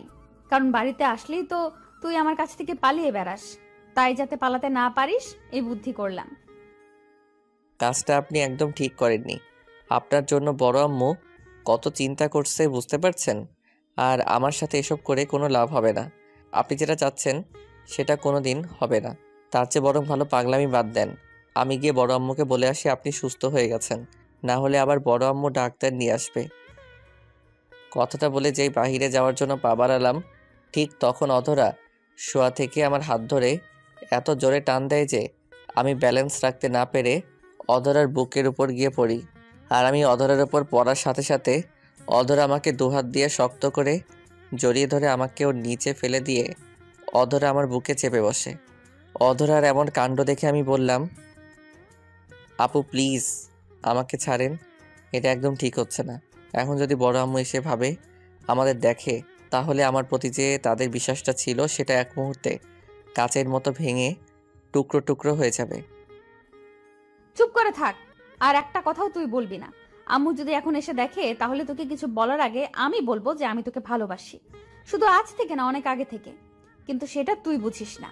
আমি তোর যত কাছে যেতে চাই তুই তত আমার কাছ থেকে দূরে চলে যাস। আপু আপনি এসব কি বলছেন? আমাকে ভালোবাসেন মানে? আমি আপনার ছোট ভাইয়ের মতো, এটা কখনো সম্ভব না। আর আমার উপর থেকে সরুন, না হলে বড় আম্মু এসে দেখে ফেলবে। আমার কথা শুনে অধরা আমার ছাড়বে তো দূরের কথা, উল্টো আরও ভালো করে নিজের সাথে আমাকে চেপে ধরে আর এক হাত দিয়ে আমার মুখ টিপে ধরে রাগী কণ্ঠে বলল, কুত্তা, আরেকবার যদি আমাকে আপু বলিস তাহলে এখানে তোকে মেরে তোর মুখ ভেঙে দিব। আর তুই আমার ছোট ভাই না, আজ থেকে তুই আমার ছোট জামাই, মানে জুনিয়র বর। এটা কোনো দিন সম্ভব না। আপনাকে আমি সারা জীবন আপু বলে আসছি, আর সামনে তাই বলবো। অন্য কিছু আমার কাছে আশা করে লাভ নাই। আর আপনি চাইলে আমার চাইতে 1000 গুণ ভালো ছেলের চাইতে সাথে প্রেম করতে পারেন। প্লিজ আমাকে মাফ করে দেন। আমি জানি আমি চাইলে অন্য যে কোনো ছেলের সাথে প্রেম করতে পারি, কিন্তু আমার অন্য কাউকে চাই না, তোকেই চাই আমার। আর আমি যেহেতু বলছি তোকেই আমার চাই, তাহলে দুনিয়ার কারো শক্তি নাই তোকে আমার কাছ থেকে কেড়ে নেওয়ার। এখন বল, তুই কি আমাকে আপোষে ভালোবাসবি নাকি আমি অন্য ব্যবস্থা করব? আপু আপনি যা খুশি করেন, যেটা কখনো হওয়ার না সেটা কোনো দিন হবে না। এসব পাগলামি বাদ দেন আর সরুন আমার উপর থেকে। আমার কথা শুনে অধরার রাগটা বেড়ে যায় আর রাগী কণ্ঠে বলল, শুভ্র, আমি তোর মুখে আপু ডাক শুনতে চাচ্ছি না, আমার নাম ধরে ডাক বলছি। কোনোদিন সম্ভব না, অযথা বলে লাভ নাই। দয়া করে সরুন আপনার আম্মু আসার আগে। কিভাবে অসম্ভবকে সম্ভব করতে হয় সেটা আমার জানা আছে। তখন রাস্তায় কি বলছিলি? আমার তাকানো তোর কাছে ভয়ঙ্কর লাগে। এখন দেখ তোর কি অবস্থা করি, তোর মুখ দিয়ে আর কোনোদিন আপু ডাক আসবে না। কথাটা বলে অধরা নিজের পুরোটা শরীর আমার শরীরের সাথে মিশিয়ে দেয়, আর আমাকে কিছু বলার মতো সুযোগ না দিয়েই আমার মাথার চুল খামচে ধরে, আমার ঠোঁটের সাথে নিজের ঠোঁট দুটো ঠেসে ধরে। জীবনে প্রথম কোনো মেয়ের এতটা কাছে আসছি, তার উপর আমার ঠোঁটের উপর অধরা যে অত্যাচার শুরু করছে, জানি না কতক্ষণ বেঁচে থাকি। এদিকে অধরা আমার মাথা নিজের সমস্ত শক্তি দিয়ে চেপে ধরছে যাতে নড়তে না পারি। আর আমার ঠোঁটের মাঝে পাগলের মতো কিস করতে থাকে। কিস করার এক পর্যায়ে অধরা আমার ঠোঁটে একটার পর একটা কামড় দিতে থাকে, আর কামড়গুলো বেশ জোরে দিচ্ছিল। মনে হচ্ছে ঠোঁটগুলো ছিঁড়ে ফেলবে। একটু পরে কামড় দেওয়া বন্ধ করে আমাকে বলল, আর কোনোদিন আমাকে আপু বলে ডাকবে জান পাখি? এগুলো একদম ঠিক হচ্ছে না, প্লিজ আমাকে ছাড়েন আপু। এবার আমি ইচ্ছে করে আপু বলি নাই, মুখ ফসকে বেরিয়ে গেছে। কুত্তা, তুই আবার আপু ডাকছিস? আজকে তোর ঠোঁট ছিঁড়ে ফেলবো, দাঁড়া। কথাটা বলেই অধরা আবার আমার ঠোঁটের উপর হামলে পড়ে। প্রথমে কিছুক্ষণ বেশ রোমান্টিকভাবেই ঠোঁটে কিস করে, কিন্তু পরেই পাগলের মতো ঠোঁটে আক্রমণ শুরু করে। তবে এই মেয়ের গায়ে যে এত শক্তি তা আমি কোনোদিন কল্পনাও করতে পারি নাই। অধরার আমার ঠোঁটের সাথে নিজের ঠোঁট এক করছে তো করছেই, যা ছাড়ার আর নাম নাই। আমার মনে হচ্ছে এখনই মনে হয় নিঃশ্বাস বন্ধ হয়ে মারা যাব। আমি মনে মনে চুমু খেয়ে মরার প্রস্তুতি নিচ্ছি। ঠিক তখনই বাহির থেকে বড় আম্মুর গলার আওয়াজ ভেসে আসে, আর এটা শুনেই অধরা আমার ঠোঁটে জোরে একটা কামড় দিয়ে আমাকে ছেড়ে দেয়। আমি তাড়াতাড়ি উঠে একটু দূরে গিয়ে দাঁড়াতেই বড় আম্মু রুমে আসে। বড় আম্মু রুমে এসে আমাদের দেখে অবাক হয়ে বলল, অধরা মা, তোর কি হয়েছিল? তুই হঠাৎ অজ্ঞান হয়ে গেলি কেন? আম্মু, তেমন কিছু হয়নি, হঠাৎ মাথাটা ঘুরে গেছিল, তাই এমন হয়েছে। আচ্ছা, তুই রেস্ট কর, আমি ডাক্তারকে কল করছি, একটু পরেই চলে আসবে। না আম্মু, ডাক্তার আসা লাগবে না, আমি এখন সুস্থ আছি। শুধু শুধু ডাক্তারকে ডেকে ঝামেলা করার দরকার নাই। না, ডাক্তার একবার আসুক, এসে তোকে দেখে যাক। আমি বললাম না ডাক্তার আসা লাগবে না, তাহলে এক কথা বারবার কেন বলো? প্রয়োজন হলে পরে আমি নিজে ডাক্তারের কাছে যাই। অধরার রাগ দেখে বড় আম্মু একটু চুপ হয়ে যায়, কারণ বাড়ির সবাই জানে অধরার রাগটা একটু বেশি। ওর কথার বিরুদ্ধে গেলেই রেগে যায় অধরা। অধরা যখন কথা বলছিল তখন হঠাৎ বড় আম্মু আমার দিকে খেয়াল করে, আর আমার অবস্থা দেখে বড় আম্মু বলল, কি রে শুভ্র, তোর ঠোঁট এমন ফুলে গেল কেন?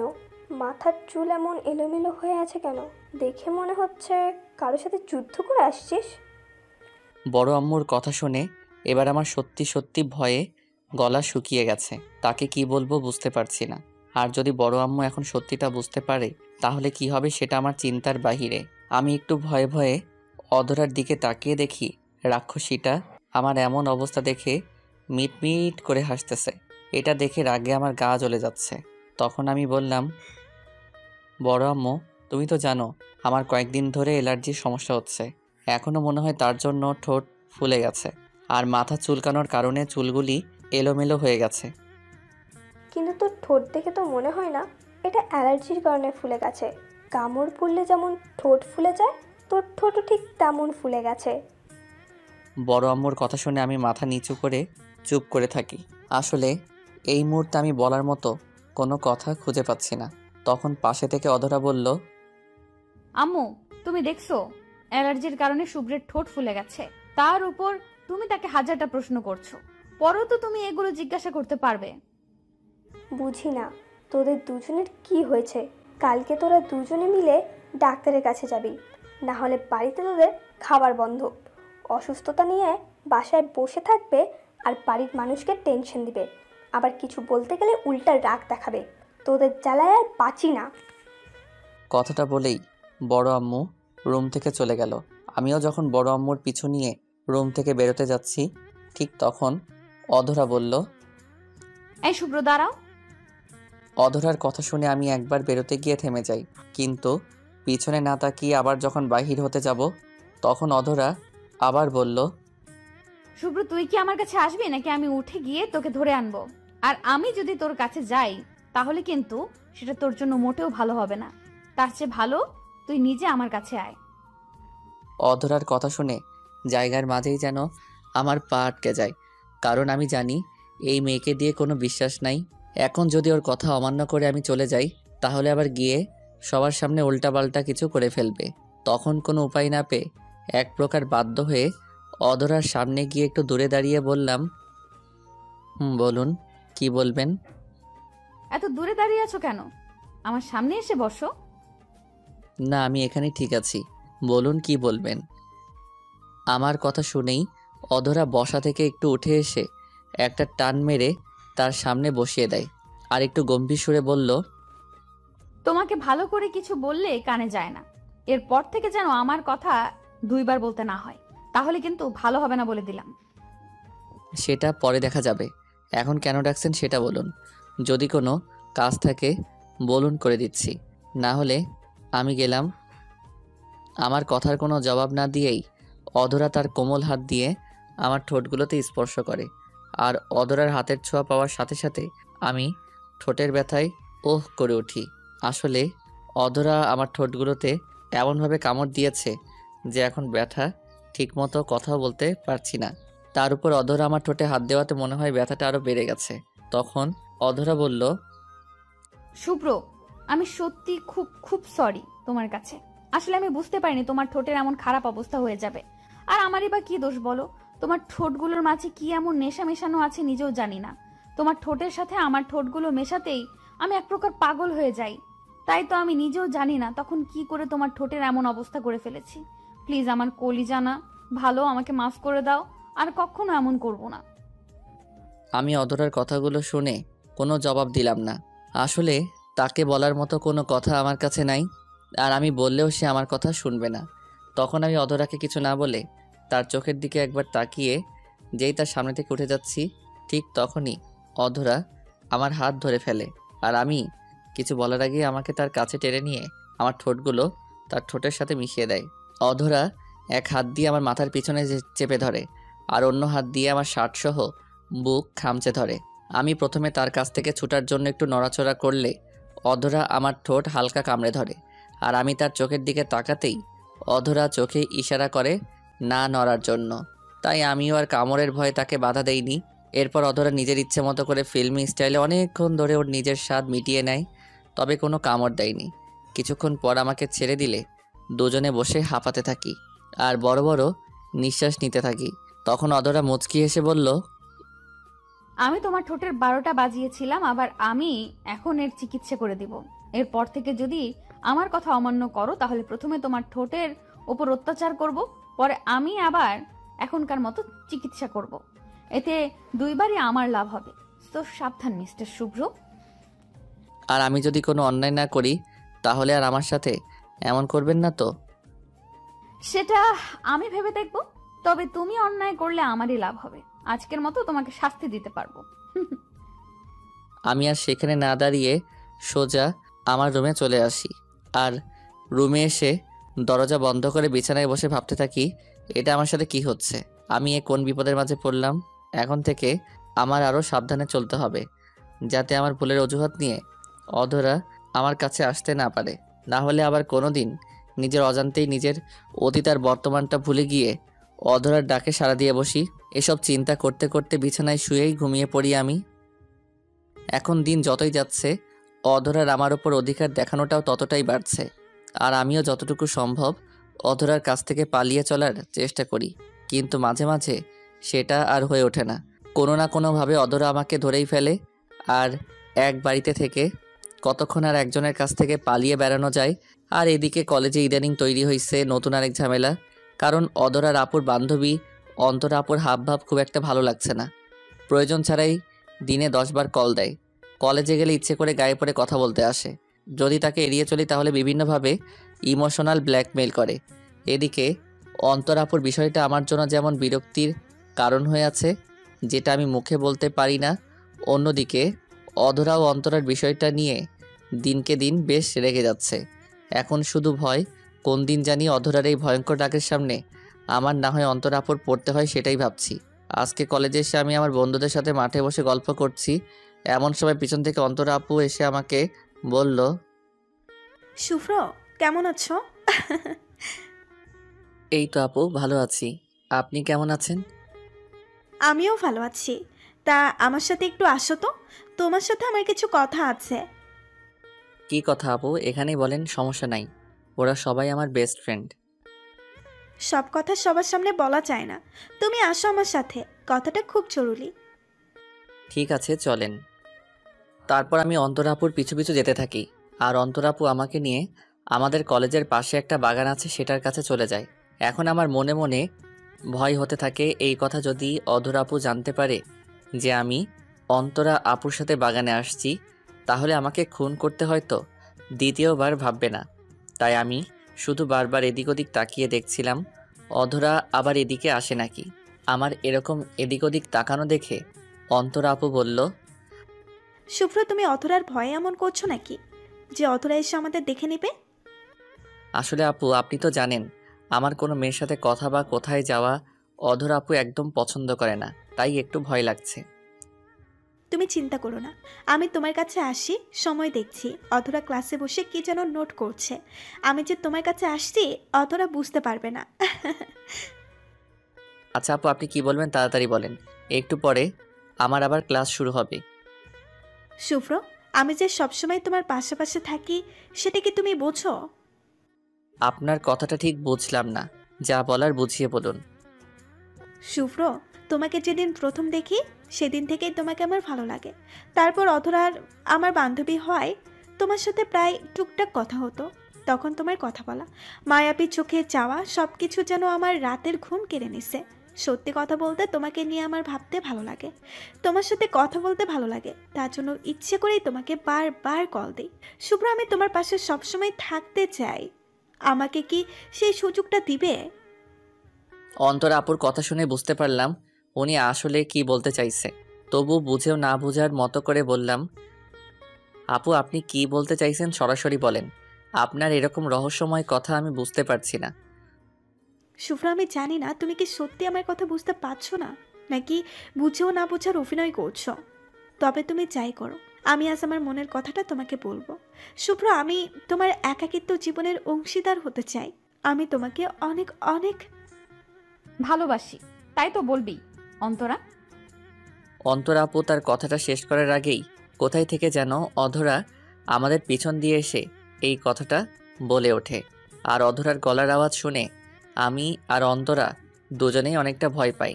আমি যখন অধরার দিকে তাকাই তখন ভয়টা আরও বেড়ে যায়, কারণ অধরার ফর্সা সুন্দর মুখটা রাগে লাল হয়ে গেছে, চোখগুলো রক্তিম বর্ণ ধারণ করে আছে। অধরা আমার কাছে এসে বলল, তুই ক্লাস রেখে এখানে এসে কি করছিস? তখন পাশে থেকে অন্তরা আপু বলল, অধরা, শুভ্রকে কিছু বলিস না, ওকে আমি এখানেই নিয়ে আসছি। অন্তরা, তোকে আমি আগেই মানা করেছিলাম তুই যেন শুভ্রের আশেপাশে না আসিস, তাহলে আজ এটা কেন করলি? অধরা, তুই হয়তো এতদিনে বুঝতে পারছিস আমি কেন শুভ্রের সাথে এমন করি। আর একজন মানুষকে তো আর ভালোবাসা কোনো অন্যায় না, তাহলে শুভ্রকে আমি ভালোবাসতে পারবো না কেন? আমি শুভ্রকে ভালোবাসি আর এই কথাটা বলার জন্যই এখানে নিয়ে আসছি। তুই প্লিজ আমাদের মাঝে নাক গলাস না। অন্তরার কথা শুনে আমার বুকের ভিতরে ধরপড় করতে শুরু করলো, কারণ একে তো অধরার রাগে লাল হয়ে আছে, কখন কি করে বসে তার কোনো ঠিক নাই। এর মাঝে অন্তরা যে কথা বলল, খোদাই জানে অধরা এখন কি করে। অন্যদিকে অন্তরার কথা শুনে অধরার পায়ের রক্ত মাথায় উঠে যায়। যেখানে অধরা শুভ্রকে কোনো মেয়ে ভালোবাসবে তো দূরের কথা, চোখ তুলে তাকালেও ওই মেয়ের খবর করে ছেড়ে দেয়, সেখানে অন্তরা বলছে আমাকে ভালোবাসে, আবার বলে তাদের মাঝে নাক না গলাতে। তখন অধরা নিজের রাগটা একটু কন্ট্রোল করে বলল, তোদের প্রেমের মাঝে আমার নাক গলানোর দরকার নাই, কিন্তু তুই আমার একটা প্রশ্নের উত্তর দে, তাহলেই আমি তোদের মাঝখান থেকে চলে যাব। বল, কি কথা বলবি? আচ্ছা ধর, একজন মানুষকে তুই অনেক দিন ভালোবেসে আসতেছিস, তাকে নিজের করে পেতে অনেক কষ্ট করছিস, প্রতিটা মুহূর্ত তার পেছনে ছায়ার মতো পড়ে থাকিস, তাকে ছাড়া তুই জীবনে অন্য কিছুই ভাবতে পারিস না। আর তোর সেই ভালোবাসার মানুষটাকে যদি কেউ কেড়ে নিতে চায়, তাহলে তুই কি করবি? অধরার কথা শুনে আমার মনের ভিতর একটা ভয় কাজ করতে থাকে, মনে হচ্ছে বড় কোনো বিপদ আসতেছে। আর অধরাই বা কেন অন্তরাকে এমন প্রশ্ন করলো, মাথায় কিছুই আসছে না। আমি যখন এসব চিন্তায় ব্যস্ত তখন অন্তরা বলল, আমি যাকে এমন ভালোবাসবো তাকে যদি কেউ আমার কাছ থেকে কেড়ে নিতে চায় তাহলে তাকে আমি খুন করব। অন্তরা এই কথাটা বলে যে কত বড় ভুল করছে সেটা ও নিজেও জানে না। আর অধরাও মনে মনে এটাই চাইছিল যে অন্তরা এমন কিছু বলুক। তখন অধরা একটা রহস্যময় হাসি দিয়ে বলল, সেই মেয়েটি যদি তোর বেস্ট ফ্রেন্ড হয় তাহলে তুই কি করবি? বেস্ট হয়েছে তো কি হয়েছে, ভালোবাসার জন্য নিজের আপন বোনকেও ছাড় দিব না, সেখানে বেস্ট ফ্রেন্ড তো অনেক দূরের কথা। এই কথাটা বলার সাথে সাথে অধরা সোজা গিয়ে অন্তরার মুখ খুব শক্ত করে চেপে ধরে আর রাগে গড়গড় করতে করতে বলল, কুত্তার বাচ্চা, তাহলে তোর সাহস কি করে হলো শুভ্রকে ভালোবাসার কথা বলার? তোকে আমি 1000 বার নিষেধ করছি শুভ্রের কাছে না আসতে, আর তুই আমার চোখ ফাঁকি দিয়ে আমার ভালোবাসাকে তুই নিজে করে নিচ্ছিস। আর তুই ভাবলি কেমন করে আমি তা হতে দেব? অধরা যখন অন্তরাকে খুব শক্ত করে মুখ চেপে ধরে তখন আমি গিয়ে ছাড়ানোর জন্য চেষ্টা করতে থাকি, কিন্তু অধরার অন্তরাকে এমনভাবে ধরছে যে আমি কোনো মতেই তাকে সরাতে পারছি না।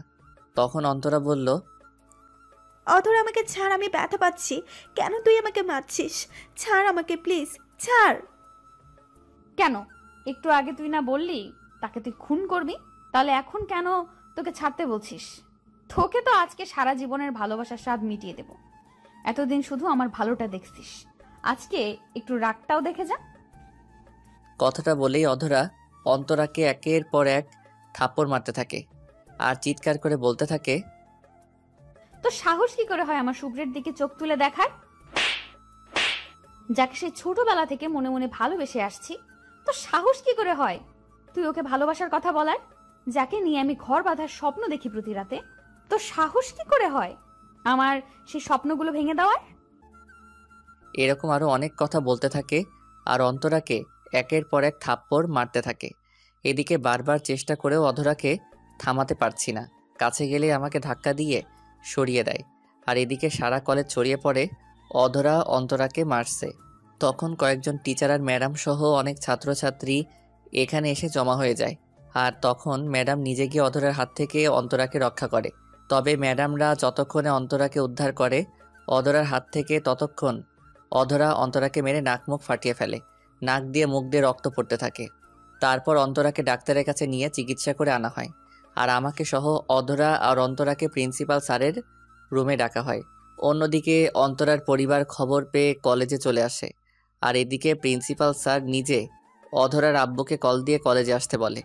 অধরার আব্বু যেহেতু এখানকার বেশ সুনামধন্য চেয়ারম্যান, তাই তার এখানে একটা আলাদা নামডাক আছে। যদি ছোটোখাটো কোনো বিষয় হতো তাহলে স্যার অধরার আব্বুকে কখনো ডাকতেন না।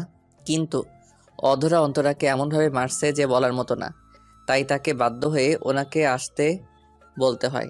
না হলে অন্তরার পরিবার নাকি অধরার বিরুদ্ধে মামলা করবে। আর কিছুক্ষণ পরে অধরার আব্বু সহ সবাই গিয়ে প্রিন্সিপাল স্যারের রুমে গিয়ে সবাই এক হয়। তখন প্রিন্সিপাল স্যার অধরাকে জিজ্ঞাসা করে কেন অন্তরাকে মারছে। তখন অধরা বলল, আমি বারবার নিষেধ করার পরও আমার কথা অমান্য করে ও শুভ্রকে প্রপোজ করেছে, তাই ওকে মারছি। অধরা এমনভাবে কথাগুলো বলল যে ওকে দেখে মনে হয় না অধরা প্রিন্সিপাল স্যার ও তার আব্বুর সামনে দাঁড়িয়ে কথা বলছে। তখন প্রিন্সিপাল স্যার বলল, আমি কখনো প্রেম ভালোবাসাকে সাপোর্ট করি না, তবুও বলছি, কাউকে ভালো লাগার বা ভালোবাসার অধিকার সবার আছে। যে কেউ তার ভালোবাসার কথা অন্যকে বলতে পারে, এটা কোনো অন্যায় না। কিন্তু তুমি যেটা করেছো সেটা অন্যায় করেছো। সাধারণ একটা বিষয় নিয়ে তোমার এভাবে অন্তরাকে মারাটা একদম ঠিক করেনি। তোমার কারণে আজকে তোমার আব্বুকে কলেজে আসতে হয়েছে। তোমার কাছ থেকে আমরা কেউ এমনটা আশা করিনি অধরা। এখন আমি চাচ্ছি তুমি সবার সামনে অন্তরাও তার পরিবার কাছে ক্ষমা চেয়ে নাও। স্যার, আমি কেন ক্ষমা চাইবো? আমি তো কোনো ভুল করিনি। অধরার কথা শুনে সবাই অবাক হয়ে যায়।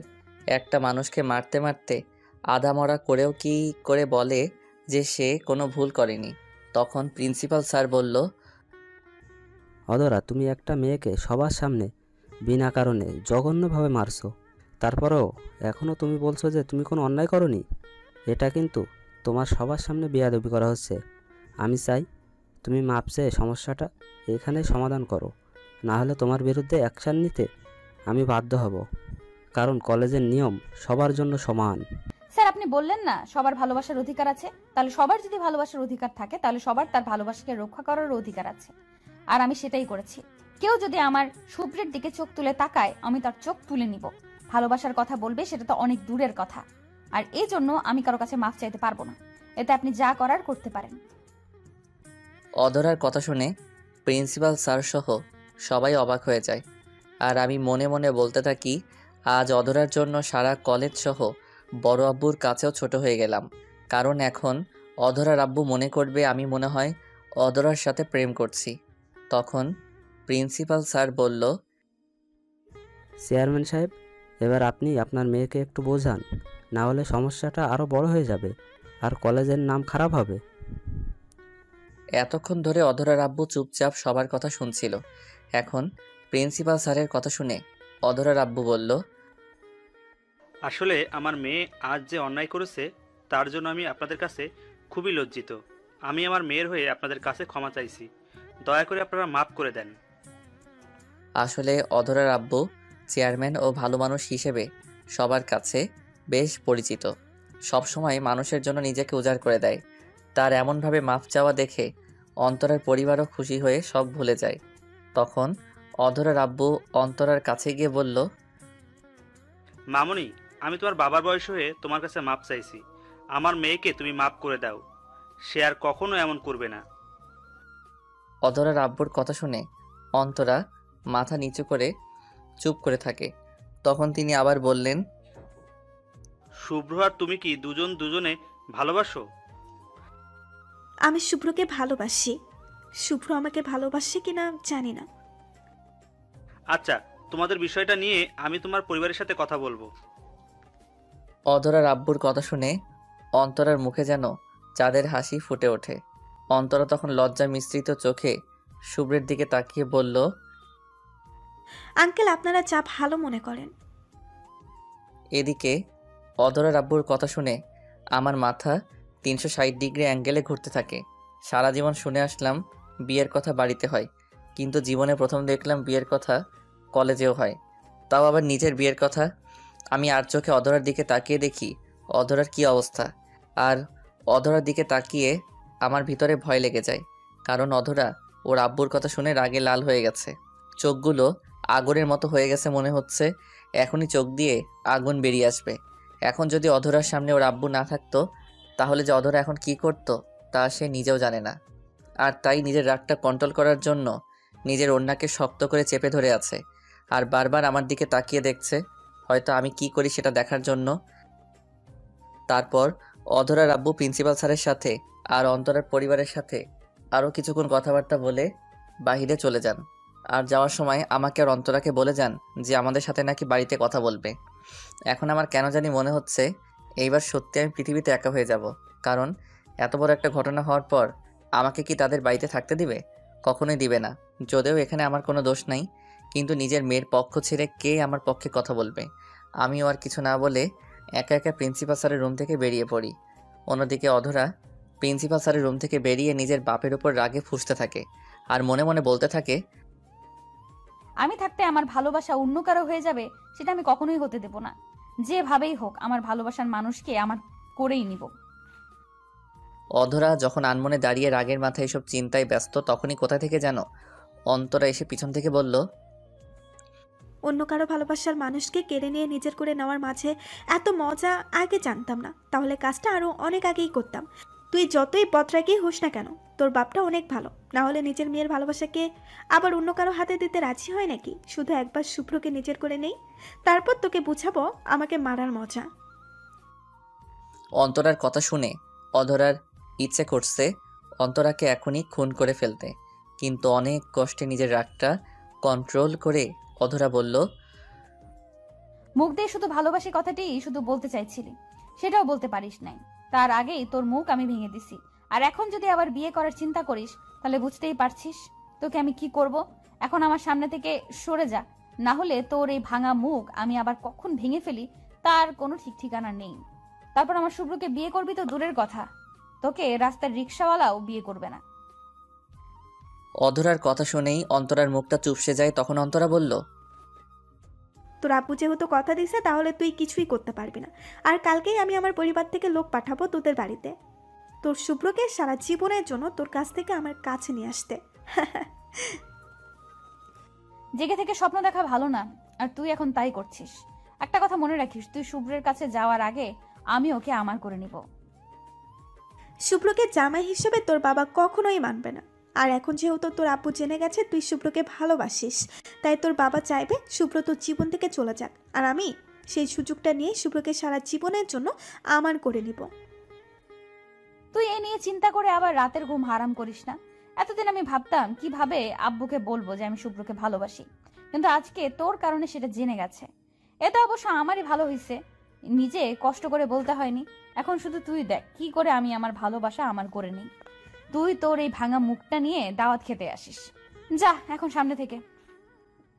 দেখে নেব তোকে। কথাটা বলে অন্তরা হনহন করে সেখান থেকে চলে যায়। আর অধরা তখন মনে মনে আমাকে খুঁজতে থাকে, কিন্তু পুরা কলেজ খুঁজেও আমাকে পাইনি অধরা। তখন মন খারাপ করে বাড়িতে চলে যায়। এদিকে আমি কলেজ থেকে সোজা বেরিয়ে নদীর পাড়ে চলে আসি, আর সেখানে সন্ধ্যা পর্যন্ত একা বসে থাকি। এর ভিতরে অধরা বেশ কয়েকবার কল দিছে, কিন্তু আমি কল রিসিভ করিনি। আজ নিজেকে সত্যি খুব একা মনে হচ্ছে। এতিম হয়েও এতদিন খুব একটা মা বাবার কথা মনে পড়েনি, কিন্তু আজকে অনেক মনে হচ্ছে। জানি না বাড়িতে গেলে আমার জন্য কি অপেক্ষা করছে। তারা হয়তো ভাববে এতদিন তাদের ঘরে খেয়ে পড়ে তাদের সাথে আমি বেইমানি করছি, হয়তো আজকে আমাকে তাদের বাসা থেকে বের করে দিবে। এরকম নানান চিন্তা করতে করতে প্রায় রাত হয়ে গেছে। তাই ভাবছি বাড়িতে যাই, যা আছে কপালে তাই হবে। আর আমি বাড়িতে এসে দেখি বাড়ির পরিবেশটা বেশ শান্ত লাগছে। আমি তখন চুপচাপ আমার রুমে চলে যাই। আর আমি আমার রুমে আসার একটু পরেই আয়ান, মানে আমার ছোট নবাব, এসে বলল, ভাইয়া এতক্ষণ তুমি কোথায় ছিলে? সে কখন থেকে তোমাকে খুঁজতেছে। আমি একটু বাইরে ছিলাম ছোট নবাব, তুমি কেন খুঁজতেছিলে আমাকে? আব্বু তোমাকে ডাকতেছে, বলছে তুমি বাসায় আসলে আব্বুর সাথে দেখা করতে। আয়ানের কথা শুনে মনের ভিতর একটা অজানা ভয় কাজ করতে লাগলো। জানি না এখন বড় আব্বুর সামনে আমাকে কোন পরিস্থিতির সামনে পড়তে হয়, তবে কেন জানি মনে হচ্ছে আমার জন্য খারাপ কিছু অপেক্ষা করছে। তখন মনে মনে চিন্তা করলাম, যা আছে কপালে তাই হবে, এত ভেবে লাভ নাই, দেখি গিয়ে কি হয়। আর আল্লাহ যা করেন মানুষের ভালোর জন্যই করেন। এসব নানান চিন্তা করে আমি আয়ানকে বললাম, ছোট নবাব তুমি গিয়ে বড় আব্বুকে বলো শুভ্র ভাইয়া এখনই আসতেছে। আচ্ছা তাহলে তুমি তাড়াতাড়ি আসো, আমি গেলাম। কথাটা বলেই আয়ান আমার রুম থেকে বেরিয়ে যায়, আর আমি ধপ করে বিছানায় বসে পড়ি। আসলে অতিরিক্ত চিন্তায় মাথাটা কেমন ঝিমঝিম করছে, কোনো কিছু তেমন ভালো লাগছে না। তারপর আমি ওয়াশরুমে গিয়ে হাত মুখে পানি দিয়ে নিজেকে একটু ফ্রেশ করে নেই। তারপর আস্তে আস্তে বড় আব্বুর রুমে গিয়ে যেতে থাকি। আমি যতই বড় আব্বুর রুমের দিকে অগ্রসর হতে থাকি, আমার বুকের ভিতর ততই ধরফর করতে থাকে। তারপর নিজেকে সামনে নিয়ে বড় আব্বুর রুমে প্রবেশ করি আমি। সেখানে গিয়ে দেখি বড় আব্বু ও বড় আম্মু তারা দুজন একসাথে খাটের উপরে বসে আছে। তখন আমি তাদের সামনে যেতেই বড় আব্বু বলল, শুভ্র, কলেজ থেকে গিয়ে সারাদিন কোথায় ছিলি? বড় আব্বু কোথাও যাইনি, এই তো নদীর পাড়ে বসেছিলাম। আমার কথা শুনে বড় আব্বু কিছুক্ষণ চুপ করে থাকে, কারো মুখে কোনো কথা নাই। এর মাঝে অধরাও আমাদের মাঝে এসে যোগ দেয়। তখন বড় আব্বু বলল, শুভ্র, ছোটবেলা থেকে তোকে নিজের চোখের সামনে বড় হতে দেখেছি।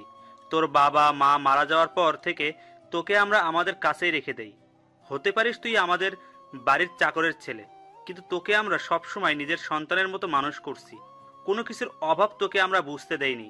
আর এতদিন তুই আমাদের সেই কাজের সঠিক মূল্য দিছিস। কখনো এমন কাজ করিস নাই যেটার জন্য আমাদের বাড়ির কোনো বদনাম হয়। আশা করি এখনো তোকে আমি যা জিজ্ঞাসা করব তুই তার সঠিক উত্তর দিবি, কোনো প্রকার মিথ্যার আশ্রয় নিবি না। আব্বুর কথা শুনেই আমার চোখের কোণে নোনা পানি জমে যায়। আসলেই তো বাবা মা মারা যাওয়ার পর তারা আমাকে যেভাবে মানুষ করছে সেটা হয়তো আমার নিজের বাবা মাও করতে পারতো না। আজকাল গৃহকর্মীর ওপর মানুষ অমানবিক নির্যাতন করে, সেখানে তারা মানবতার দ্বার খুলে দিছে, আমাকে আপন করে নিছে নিজের সন্তানের মতো। তখন আমি বললাম, বড় আব্বু বলেন, আপনি কি জানতে চান? আমি সত্যিটাই বলবো। তোর কি অধরের সাথে কোনো সম্পর্ক আছে? মানে তোরা একে অপরকে কি ভালোবাসিস? বড় আব্বুর কথা শুনে আমি কিছুক্ষণ চুপ থাকি। তারপর আমি একবার অধরার দিকে তাকাই। তখন দেখি অধরা আমার দিকে চাতক পাখির মতো তাকিয়ে আছে, আমি কি বলি সেটা শোনার জন্য।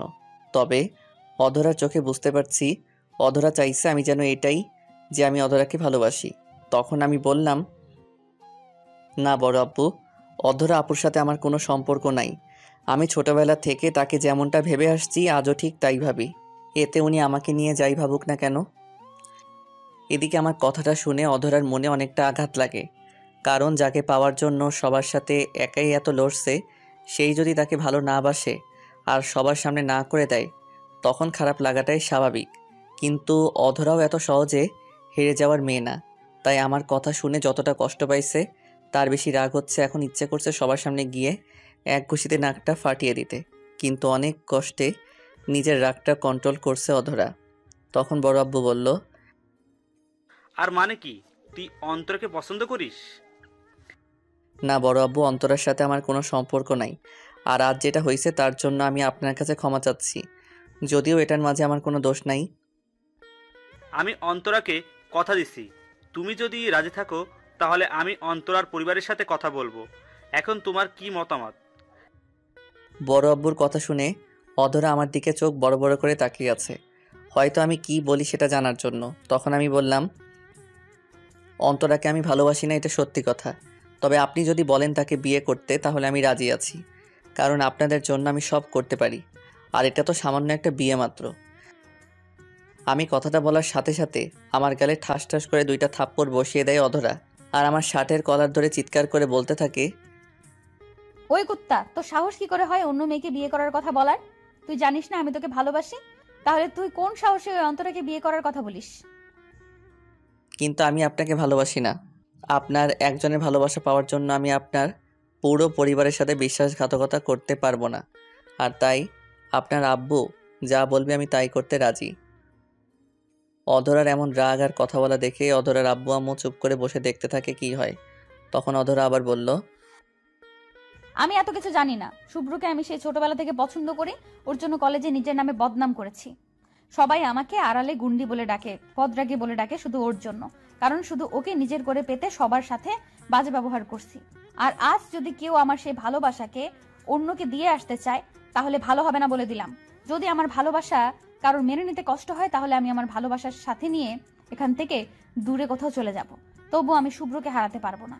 আর তুই কান খুলে শুনে রাখ শুভ্র, তুই আমাকে ভালোবাসবি কিনা বাসবি সেটা তোর ব্যাপার, কিন্তু আমি তোকে ভালোবাসি। আর তুই না চাইলেও সারা জীবন আমার সাথেই থাকতে হবে। আর এর মাঝে যদি কেউ বাধা হয়ে দাঁড়ায় তাহলে তোকে আগে নিজের হাতে খুন করব, তারপর নিজেকে শেষ করে দিব। তবুও তোকে অন্য কারোর হতে দিব না। এখন যে যা করতে পারে করে নে। তারপর কথাটা শেষ করেই অধরা কাউকে কিছু বলার সুযোগ না দিয়েই আমার শার্টের কলার ধরে টানতে টানতে নিজের রুমের দিকে নিতেছে আর আমাকে বলতেছে, কি ভাবছিস আব্বুর সামনে যা খুশি তাই বলবি আর আমি আব্বুর ভয়ে কিছু বলবো না? আয় আমার সাথে। খুব বিয়ে করার শখ তোর, তাই না? আজ তোর বিয়ের শখ আমি মিটিয়ে দিব। অধরা আমাকে কলার ধরে টেনে রুমে নিয়ে যাচ্ছে, আর আমি মনে মনে চিন্তা করছি বড় আব্বু কেমন মানুষ। তার এই গুন্ডি রাক্ষসী মেয়েটা তার সামনে চিৎকার করে কতগুলো কথা বলল, অথচ তিনি মুখে কোলো পেটে বসেছিলেন, একটা কথা বলেননি। মাঝখান থেকে আমি তার এই বাঘানি মেয়ের শিকার হয়ে গেলাম। জানি না আজকে প্রাণে বেঁচে ফিরি কিনা। যদি বেঁচে ফিরি তাহলে আপনাদের মিষ্টি খাওয়াবো পাঠকরা। আপনারা হয়তো ভাবছেন অধরার আব্বু আম্মু অধরার এমন ব্যবহারে তারা কোনো রিয়্যাক্ট কেন করলো না। তাহলে চলুন জেনে আসি ভিতরের কাহিনী। অধরা আমাকে নিয়ে রুম থেকে বেরিয়ে আসার পরই অধরার আব্বু আম্মু হাসতে হাসতে গড়াগড়ি খেতে থাকে, কারণ অধরার আব্বু আম্মু আগে থেকেই মনে মনে চাইতো অধরাকে শুভ্রের সাথে বিয়ে দিতে। কিন্তু এতে অধরা রাজি হয় কি না এটা নিয়ে তারা একটু চিন্তায় ছিল। তবে এখন তারা নিশ্চিত যে অধরা শুভ্রকে ভালোবাসে, কারণ অধরা তাদের একমাত্র মেয়ে। তারা কখনোই চায় না অধরা তাদের ছেড়ে দূরে কোথাও চলে যাক। আর শুভ্রকেও তারা নিজের ছেলের মতো ভালোবাসে, তাই তারা মনে মনে চিন্তা করে তাদের দুজনকে বিয়ে দিয়ে এক করে দিয়ে নিজেদের কাছে রেখে দিবে। এদিকে অধরা আমাকে টেনে তার রুমে নিয়ে আসে, আর আমাকে রুমে এনে একটা ধাক্কা মেরে ওর বিছানায় ফেলে দিয়ে রুমের দরজাটা বন্ধ করে দেয়। অধরা দরজা বন্ধ করে আমার দিকে রাগে ফুঁসতে ফুঁসতে এগিয়ে আসতে থাকে। তখন আমি বললাম, আপু প্লিজ আমাকে কিছু করবেন না, আমাকে যেতে দিন প্লিজ। আমি কথাটা বলতে বলতে অধরা এসে আমার মুখটা টিপে ধরে আর রাগী কণ্ঠে বলল, আমার কাছে আসলেই তোর খালি যেতে ইচ্ছা হয় কেন? আমারে ছেড়ে কোথায় যেতে চাস? ওই অন্তরা শাকচুন্নির কাছে? না আপু, আমি অন্তর আপুর কাছে কেন যাব? আর আপনি আমাকে সবার সামনে থেকে এভাবে টেনে আনাটা একদম ঠিক হয়নি। সবাই এখন আমাদের নিয়ে কি ভাববে? আমি কথাটা বলার সাথে সাথে অধরা আমাকে ঠাস ঠাস করে 2টা থাপ্পড় মারে, তারপর রাগী সুরে বলল, কুত্তা, আজ বাদে কাল তোর বউ হব আমি। আর তুই বারবার আমাকে আপু ডাকছিস কেন? নিজের হবু বউকে আপু ডাকতে তোর লজ্জা করে না? আপনি কথায় কথায় এত মারেন কেন? ইস, আপনার হাতে থাপ্পড় খেতে খেতে আমার চাপার দাঁতগুলো নড়ে গেছে। আমার কথা না শুনলে তোকে শুধু থাপ্পড় কেন, তোকে তো আমি নিজের হাতে খুন করতেও দুবার ভাববো না। ও আল্লাহ, আপনার যে জামাই হবে তার জীবনে সুখ নামে কোনো বস্তু থাকবে না। আপনার অত্যাচারে তার জীবনটা পুরো তেজপাতা হয়ে যাবে, এটা নিশ্চিত। আমার কথা শুনে অধরা আমার শার্টের কলার ধরে টেনে আমার মুখটা তার মুখের কাছে নিয়ে আসে আর গম্ভীর স্বরে বলল, আমার জামাই কে হবে মানে কি? আমার জামাই তো তুই হবি। আর তেজপাতা করলে তোর জীবনটাই করব, আর ভালোবাসায় ভরিয়ে দিলে তোর জীবনটাই দিব। সেটা নিয়ে তোকে ভাবতে হবে না। হইছে, আপনার এসব ফালতু কথা রাখেন, আমাকে যেতে দিন। কি? আমি ফালতু কথা বলি? আর তোকে যেই কারণে রুমে নিয়ে আসলাম সেটাই তো হলো না, তাহলে তোকে কি করে যেতে দেই? আগে তো শাস্তিটা দিয়ে নেই। অধরার কথা শুনে একটু ভয় ভয় লাগছে। জানি না পাগলিটা এখন আবার আমার সাথে কি করে। তখন আমি বললাম, আমি কি করছি যে আপনি আমাকে শাস্তি দিবেন? আমার সামনে দাঁড়িয়ে অন্য মেয়েকে বিয়ে করার কথা বলাই তো সবচেয়ে বড় অপরাধ, আর এইটার জন্য তোকে শাস্তি পেতেই হবে, কঠিন শাস্তি। হ্যাঁ, বিয়েকে আমি ইচ্ছে করে করতে চাইছি নাকি যে আমি এটার জন্য শাস্তি পাবো? আপনার আব্বুই তো অন্তরাকে বলছে ওদের পরিবারের সাথে কথা বলবে, সেখানে যদি আমার মতামত চাওয়া হয় তাহলে আমি রাজি না হয়ে কি করব? আর আমি কোনোদিন আপনার আব্বু আম্মুর মনে কষ্ট দিতে পারবো না। আমি এত কিছু জানি না। আমি সেই ছোটবেলা থেকে তোকে নিয়ে স্বপ্ন দেখে আসছি, মনে মনে তোকে ভালোবেসে আসছি, কিন্তু তুই আমার ছোট হবার জন্য মুখ ফুটে বলতে পারিনি। আর এখন যখন আমি তোকে বলছি যে আমি তোকে ভালোবাসি, আর সেটা জানার পরেও যখন তুই অন্যের কথায় বিয়েতে রাজি হয়ে যাস, তাহলে সেটা তোর জন্য শাস্তিযোগ্য অপরাধ, আর সেটার জন্য তোকে শাস্তি পেতেই হবে, না হলে তোকে এখান থেকে কোথাও যেতে দিব না। অধরার কথা শুনে এটা বুঝতে পারলাম, এই মেয়ে কিছু একটা না করে আমাকে এখান থেকে ছাড়বে না, শাস্তি কিছু না কিছু দিবেই। তখন আমি বললাম, তা কি শাস্তি দিবেন আমাকে? আমার কথা শুনে অধরা মুচকি হেসে দেয়, তারপর আবার হাসিটা আড়াল করে মুখের মাঝে রাগের একটা ভাব নিয়ে বলল, তোর জন্য আজ সারাটা দিন আমি না খেয়ে আছি, তোকে নিয়ে কত চিন্তা করছি। এখন আমার শরীরটা দুর্বল লাগছে, তার জন্য তোর ওই গোলাপি ঠোঁটের স্বাদ নিয়ে শরীরটা একটু চাঙ্গা করব। আর যতক্ষণ পর্যন্ত আমার স্বাদ না মিটে ততক্ষণ পর্যন্ত তুই কোথাও যেতে পারবি না, আর এটাই হলো তোর শাস্তি। এমন কথা শুনে এক লাফ দিয়ে অধরার পাশ থেকে উঠে অন্য পাশে চলে যাই, কারণ আমি জানি অধরার যদি একবার সুযোগ পাই তাহলে আমার ঠোঁটের 12টা বাজিয়ে ছাড়বে, আর সেই সুযোগ তাকে কোনোভাবেই দেওয়া যাবে না। তখন আমি বললাম, না, এই শাস্তি আমি মানি না। একে তো কোনো অন্যায় করিনি, তার উপর আপনার এমন শাস্তি আমি মানতে পারবো না। এটা ছাড়া অন্য যে কোনো শাস্তি দেন সেটা আমি করব। আমার কথা শুনে অধরার কিছুক্ষণ আমার চোখের দিকে তাকিয়ে কি যেন ভাবে, তারপর মুচকি হেসে বলল, এটা ছাড়া আমি যা বলবো সেটা করবি তো? আর যদি না করিস তাহলে কিন্তু আমার আগেরটাই মানতে হবে। বলেন, ওটা ছাড়া যা বলবেন তাই করব। তাহলে আজ সারা রাত আমার সামনে এক পায়ে কান ধরে দাঁড়িয়ে থাকবি, এটাই তোর শাস্তি। অধরার কথা শুনে আমি অবাক হয়ে যাই, কারণ সারা রাত এক পায়ে কান ধরে দাঁড়িয়ে থাকা কি করে সম্ভব?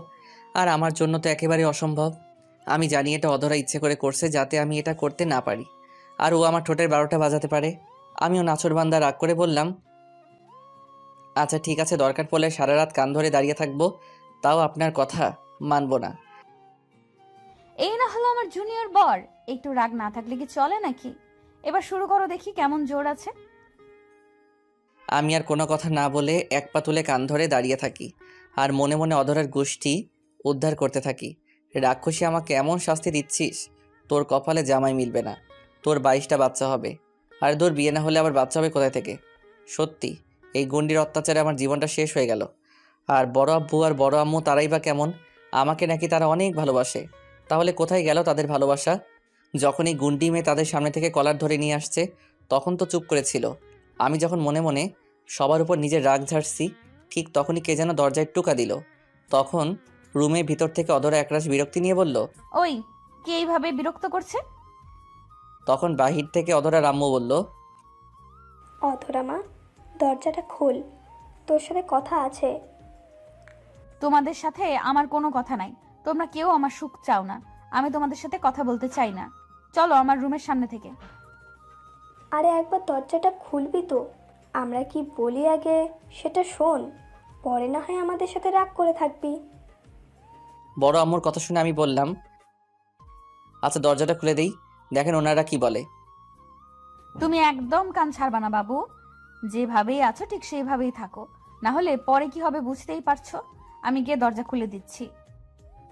অধরার কথা শুনে আমি মাথা নিচু করে কান ধরে দাঁড়িয়ে থাকি, আর অধরা গিয়ে রুমের দরজা খুলে দেয়। আর অধরা দরজা খোলার সাথে সাথে বড় আম্মু, বড় আব্বু আর আয়ান রুমে আসে। আর তারা সবাই রুমে এসে আমাকে এই অবস্থায় দেখে মিটমিট করে হাসতে থাকে। তখন বড় আব্বু বলল, শুভ্র, কান ছেড়ে সোজা হয়ে দাঁড়া। না, যদি কারো কথা শুনে কান ছেড়ে দিস তাহলে তোর খবর আছে শুভ্র। কেউ যেমন আমাদের ভালোবাসা মানতে পারছে না, তাহলে আমাদের মাঝে যেন না আসে। অধরার কথা শুনে অধরার আব্বু আম্মু দুজনেই মুচকি হাসে। তখন অধরার আম্মু মিষ্টি এসে বলল, নিজের হবু জামাইকে কান ধরিয়ে রাখতে তোর লজ্জা করছে না? জামাইকে সম্মান আর ভালোবাসতে শেখ। বড় আম্মুর কথা শুনে অধরা যেন নিজের কানকে বিশ্বাস করতেই পারছে না, কারণ তার আব্বু আম্মু এত সহজে বিষয়টা মেনে নিবে সে কখনো কল্পনাও করতে পারিনি।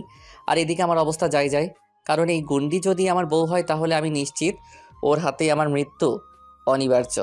তখন অধরা বলল, আম্মু, তোমরা শুভ্রকে মেনে নিচ্ছ আমার জন্য? মেনে নিব কি আবার, আমরা তো অনেক আগে থেকেই শুভ্রকে তোর জন্য মনে মনে ঠিক করে রেখেছিলাম, কিন্তু তুই এতে রাজি কিনা সেটাই চিন্তা ছিল। আর তোর যেই একরোখা মেজাজ, তাই ভয়ে আমরা কিছু বলতে পারিনি। কিন্তু এখন তুই যেহেতু রাজি, তাহলে আমাদের আর আপত্তি কিসের? আমার ঘরের মেয়ে ঘরেই থাকবে, এতেই আমরা খুশি। অধরা ওর আম্মুর কথা শুনে খুশিতে ওর মা বাবাকে জড়িয়ে ধরে কান্না করে দেয়। তাকে দেখে মনে হচ্ছে আজ সে পৃথিবীর সবচেয়ে সুখী মেয়ে। কিন্তু এদিকে আমার মনে হচ্ছে এতদিন বাঁচা যতটুকু আশা ছিল সব এক মুহূর্তে শেষ হয়ে গেল। মনে মনে চিন্তা করছি এই গুণটিকে বিয়ে করার নিজ ইচ্ছায় গলায় দড়ি দেওয়ার সমান কথা। তবে মরবো যেহেতু বাঁচার জন্য, না হয় আন্দোলন করেই মরি। তখনই আমি বললাম, বড় আব্বু, বড় আম্মু, আমি তোমাদের কথায় মরতে রাজি আছি, কিন্তু তোমাদের এই গুন্ডি মেয়েকে বিয়ে করতে পারবো না। আমি কথাটা বলেই একবার সবার দিকে তাকাই। তখন দেখি আমার কথা শুনে অধরার মা বাবা মিটমিট হাসতেছে, আর অধরার আমার দিকে অগ্নি দৃষ্টিতে তাকিয়ে আছে। তখনই অধরা বলল, ওই শুভ্র, কি বললি তুই? আরেকবার বল তো শুনি। দেখুন আপু, কথায় কথায় এত ভয় দেখাবেন না। আর আমি আপনার ছোট হয়ে কি করে আপনাকে বিয়ে করি? তার থেকে বড় কথা, আমার সাথে আপনার যায় না। আপনি আমার চাইতে অনেক ভালো কাউকে ডিজার্ভ করেন। আমার কথা শুনে অধরা কতক্ষণ চুপ করে তাকিয়ে থেকে কি যেন ভাবে। তারপর অধরা ওর আব্বুকে উদ্দেশ্য করে বলল, আচ্ছা শুভ্র, যদি আমাকে বিয়ে করতে রাজি হয় তাহলে কবে আমাদের বিয়ে হবে? তুই শুভ্রকে নিয়ে যেই অবস্থা শুরু করছিস, আমি চাই না এইরকম আর কোনো ঘটনা সৃষ্টি হোক। তাই শুভ্র যদি রাজি থাকে তাহলে কালকেই একদম ঘরোয়াভাবে তোদের বিয়েটা করিয়ে রাখবো। পরে যখন শুভ্র লেখাপড়া শেষ করে নিজে প্রতিষ্ঠিত হবে, তখন না হয় বড় করে একটা অনুষ্ঠান করে সবাইকে তোদের বিয়েটা জানিয়ে দিব। এখন সব নির্ভর করছে শুভ্রের মতামতের উপর। আমরা শুভ্রকে নিজের সন্তানের মতো আদর করে বড় করেছি, তার ওপর কোনো সিদ্ধান্ত চাপিয়ে দেব না। শুভ্রের যে কোনো সিদ্ধান্ত আমরা মেনে নিব। বড় আব্বুর কথা শুনে নিজের অজান্তে চোখ দিয়ে দুফোঁটা পানি গড়িয়ে পড়ে। আসলে তাদের সাথে যদি জীবনে কখনো দেখা না হতো তাহলে হয়তো কখনো জানতেই পারতাম না যে পৃথিবীতে এখনো এত ভালো মানুষ আছে। সত্যি আল্লাহ যা করেন মানুষের মঙ্গলের জন্যই করেন। না হলে আমার মতো একটা এতিম ছেলে না চাইতেও আল্লাহ এত কিছু হয়তো দিচ্ছে। যাদের মা বাবা আছে তারাও এত কিছু পায় নাই। আমি হয়তো মা বাবার আদর পাইনি, কিন্তু তারা আমাকে এত আদর ভালোবাসা দিছে যে নিজের মা বাবার ভালোবাসার কথা খুব একটা মনে পড়ে না। আবার এখন এমন একজন মানুষ আমার জীবনে নতুন করে আসতে যাচ্ছে যে কিনা আমাকে তার নিজের চাইতেও বেশি ভালোবাসে। আমার জন্য যে একাই পুরো পৃথিবীর সাথে লড়তে পারে। সত্যি অনেক ভাগ্যবান আমি, অনেক অনেক ভাগ্যবান। আমি যখন মনে মনে এসব চিন্তা করছি তখন অধরা বলল, আম্মু, তোমরা সবাই একটু বাইরে যাও, আমি তোমাদের জামাইকে রাজি করিয়ে নিয়ে আসছি। ঠিক আছে, তবে মনে রাখিস জামাইয়ের সাথে খারাপ ব্যবহার করতে নেই। কথাটা বলেই অধরার মা বাবা মুচকি এসে ঘর থেকে বেরিয়ে যায়। আর তখন অধরা গিয়ে রুমের দরজাটা আটকে দিয়ে মুচকি এসে আমার দিকে এগিয়ে আসতে থাকে। তখন আমি বললাম, আপু প্লিজ সামনে আসবেন না, না হলে আমি চিৎকার করব। একটু মজা করে বললাম, কারণ আমি বুঝে গেছি এই গুন্ডিটাই আমার গলায় ঝুলবে, তাহলে একটু মজা নিয়ে নেই। আমি কথাটা বলতে বলতে অধরা আমাকে ধাক্কা মেরে বিছানায় ফেলে দিয়ে জড়িয়ে ধরে আর আমার বুকের সাথে নিজের শরীরটা মিশিয়ে দিয়ে অধরা বলল, এই যে আমার জুনিয়র বর, এখন যদি তুমি চিৎকার করো তাহলে বাহির থেকে সবাই অন্য কিছু মনে করবে, বুঝলে? অন্য কিছু মনে করবে মানে কি? সবাই মনে করবে আমরা বিয়ের আগেই বাসর শুরু করছি। অধরার কথা শুনে আমি বেশ লজ্জা পেলাম, কিন্তু গুন্টিটা দাঁত বের করে হাসতে লাগলো। তখন আমি মজা করে বললাম, বাসর কেমনে করে? তুমি মনে হয় কচি খোকা, কিছু বোঝো না। কালকে বিয়েটা হয়ে যাক, তারপর তোমাকে দেখাবো বাসর কেমনে করে। এখন বলো, তুমি কি বিয়েতে রাজি না? আমি কি দেখতে এতটাই খারাপ যে আমাকে বিয়ে করা যায় না? আপনি দেখতে খারাপ কেন হবেন? আপনি তো পরীর মতো সুন্দর। যে পুরুষ আপনাকে সঙ্গী হিসেবে পাবে সে অনেক ভাগ্যবান হবে। তাহলে তুমি কেন আমাকে বিয়ে করতে চাও না? আমাকে একটু ভালোবাসতে চাও না? বিশ্বাস করো শুভ্র, তোমাকে আমি অনেক অনেক ভালোবাসা দিব। কখনো কোনো কষ্টের ছোঁয়া তোমাকে লাগতে দিব না। আমার শাড়ির আঁচল দিয়ে সব সময় তোমার মাথার উপর ছায়া দিয়ে রাখবো। প্লিজ আমাকে একবার কাছে টেনে দেখো। দেখেন, বড় আব্বু যেহেতু চাইছে আমাদের বিয়ে দিতে, তাহলে সেখানে আমার আর কোনো কথা নাই, কারণ তাদের কথায় আমি তো মরতেও রাজি। আর এ তো শুধু সামান্য বিয়ে। তো এটাও সত্যি, আপনার সাথে আমার স্বাভাবিক হতে একটু সময় লাগবে, কারণ এটা সত্যি আমি কোনোদিন আপনাকে অন্য কোনো নজরে দেখি নাই। সবসময় আপু বলতাম আর এটাই ভেবে আসছি। তাই আপনার সাথে স্বামী স্ত্রীর সম্পর্ক স্বাভাবিক হতে আমাকে একটু সময় দেওয়া লাগবে।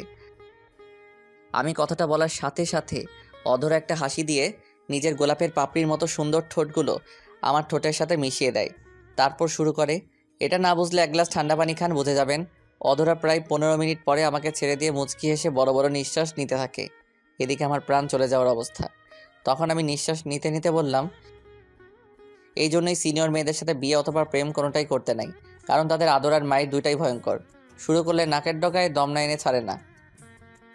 আমার কথা শুনে অধরা হাসতে হাসতে বলল, আরেক রাউন্ড দিব নাকি?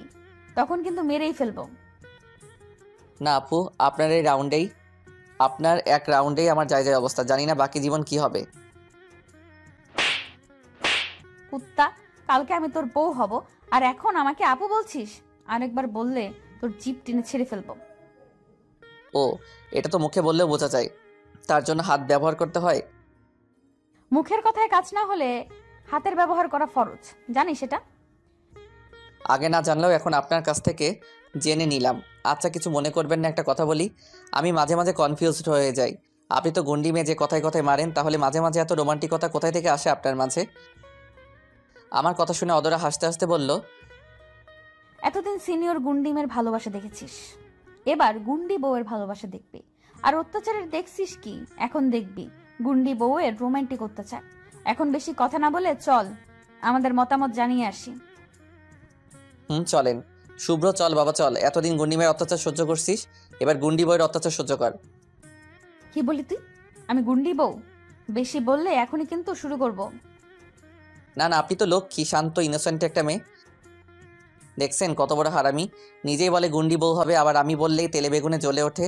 তারপর আমি আর অধরা মিলে অধরার আব্বু আম্মুর রুমে যাই। সেখানে গিয়ে আমাকে দাঁড় করিয়ে অধরার সব কিছু গড়গড় করে বলতে থাকে। জীবনে প্রথম দেখলাম কোনো মেয়ে নিজের বিয়ের কথা নিজেই আলোচনা করতে।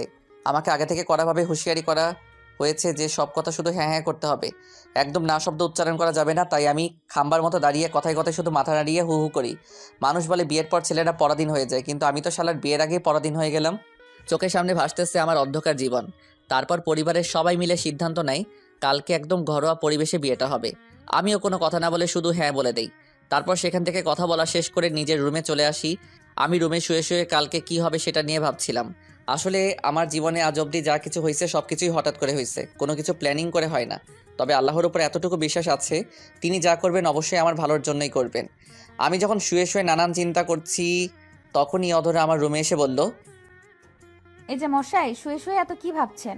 আজকে রাতটা কষ্ট করে এখানে কাটিয়ে দেন, কালকে থেকে দুজনের রুম একটাই হবে। কিছু ভাবছি না, আপনি এখন যান, আমি ঘুমাবো। হুম, ঘুমাও, আমিও গিয়ে ঘুমাই, কালকে আবার রাত জাগতে হবে।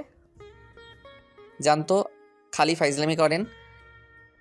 আমার কথা শুনে অধরা হাসতে হাসতে রুম থেকে বেরিয়ে গেছে, আর আমিও সব চিন্তা বাদ দিয়ে ঘুমিয়ে পড়ি। পরের দিন সকালে আমি একটু দেরি করে ঘুম থেকে উঠি, আর ঘুম থেকে উঠে দেখি বাড়ির পরিবেশটা বেশ অন্যরকম লাগছে। অধরার মামার বাড়ি থেকে কয়েকজন মানুষ আসছে ও চাচা চাচিরা আসছে, সাথে অধরার আরও কিছু ঘনিষ্ঠ আত্মীয়রা আসছে। আর সবাই দেখে আমাকে দেখলেই কেমন যেন মুচকি হাসে। আমার জন্য বিষয় একটু অস্বাভাবিক লাগছিল, তবে সব থেকে বড় কথা, ঘুম থেকে উঠে আজকে অধরাকে দেখিনি। আর আমিও ইচ্ছে করে তার রুমে যাই নাই দেখা করতে। আর এইভাবেই সারাদিন টুকটাক ব্যস্ততার মাঝে দিনটা পার হয়ে রাত মেনে আসে। সারাদিন অধরাকে দেখিনি। সন্ধ্যায় যখন আমাদের বিয়ে পড়ানো হয় তখন দেখি অধরাকে অনেক সুন্দর করে বউ সাজিয়ে আমার পাশে বসানো হয়। আর একটু পরে কাজী সাহেব বিয়ের সকল নিয়ম মেনে আমাদের বিয়েটা সম্পূর্ণ করে। বিয়ের পরে অধরার বাবা মা আমাকে অনেক বোঝায়। আগে যাদের বড় আব্বু বড় আম্মু ডাকতাম, আজ তারা সত্যি আমার মা বাবা হয়ে গেল। ছোট নবাব হয়ে গেল নিজের ভাই। শুধু অধরা সিনিয়র আপুর থেকে সিনিয়র বউ হয়ে গেল।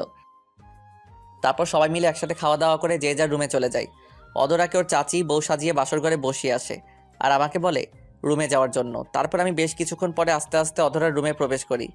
আসলে নিজের কাছে কেমন যেন লাগছিল অধরার রুমে প্রবেশ করতে, তবুও বুকে সাহস নিয়ে ঢুকলাম। আর রুমে গিয়ে দেখে অধরা লম্বা একটা ঘুম টেনে খাটের মাঝখানে বসে আছে। আমি রুমে প্রবেশ করতে সে খাট থেকে নেমে এসে আমাকে সালাম করে আবার গিয়ে ঘুমটা টেনে বসে পড়ে। এই মুহূর্তে আসলে আমার কি করা উচিত ঠিক বুঝতেছি না। ইচ্ছে করছে দরজা ভেঙে পালিয়ে যাই। তখন খাটে না বসে চেয়ারের উপর বসে পড়ি। আর এটা দেখেই অধরা বলল, এই তুমি এখানে কেন বসলে?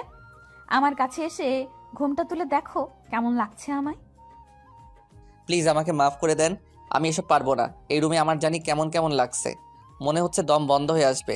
আপনি বরং শুয়ে পড়ুন, আমি আমার রুমে চলে যাই। আসলে অধরাকে বউ হিসেবে ভাবতে আমার কেমন যেন লাগছিল। আমি যখন এই কথাগুলো বলে রুম থেকে বেরিয়ে আসতে যাব, ঠিক তখনই অধরা পিছন থেকে আমার পাঞ্জাবির কলার ধরে টেনে বিছানায় শুয়ে দেয় আর নিজে আমার উপর শুয়ে রাগী কণ্ঠে বলে, আজকের রাতটা আমার কাছে অনেক স্পেশাল। তোমাকে নিয়ে অনেক স্বপ্ন দেখেছি আজকের এই রাতটা ঘিরে। আমি আজকে আমার পূর্ণ স্ত্রীর মর্যাদা চাই, কোনো ছাড় দিব না। আর যদি কোনো রকম উল্টাপাল্টা করো তাহলে কিন্তু খবর আছে। আমি কিন্তু একটু সময় চাইছি। তোমার যত সময় দরকার তুমি কালকে সকালে নিও, কিন্তু এখন কোনো সময় দেওয়া যাবে না। এখন আমার দ্বারা কিছু করা সম্ভব না, আমি কিছু করতে পারবো না। আমার দ্বারা সব সম্ভব, আর যা করার আমিই করব, তুমি জাস্ট দেখো। তখন দেখলাম অধরা হাতে মোবাইল নিয়ে কাকে যেন কল দিচ্ছে। আর একটু পরে কল রিসিভ হতেই দেখি এটা তো অন্তরা। অধরা ওকে ভিডিও কল দিছে। তখন অধরা অন্তরাকে বলল, এই দেখো আমার ভালোবাসা আমি নিজের করে নিচ্ছি। আজকে থেকে শুভ্র আমার স্বামী আর আমি ওর স্ত্রী। এরপর যদি তোকে ওর আশেপাশে দেখি তাহলে তোকে জানে মেরে ফেলবো। এখন আমরা বাসর করব, কালকে কলেজে আসিস। আজ রাতে শুভ্রের সাথে কি কি করি তোকে সব বলবো। একটা কথা মনে রাখিস, जो चीज मेरी है उसको किसी की हक तो क्या नजर तक बर्दाश्त नहीं है मुझे। কথাটা বলে কলটা কেটে দিল। অন্তরাকে কিছু বলার সুযোগই দেয় নাই। তখন আমি বললাম, এখন কি করবে? এই যে পাঠকরা অনেক পড়ছেন, এবার বাড়ি যান। আমি একটু আপনাদের শুভ্র সাহেবের ক্লাস নিব, পরে আবার দেখা হবে। আর এই বেটা আকাশ, তুইও অনেক লিখছিস, এবার বন্ধ কর লেখা। বাসর রাতের কথাও লিখবি নাকি বেটা ফাজিল? তোর গল্প পড়ে কেউ কমেন্ট করে না, তাহলে লিখিস কেন? এখন লেখা বন্ধ কর, আমি বাসর করব।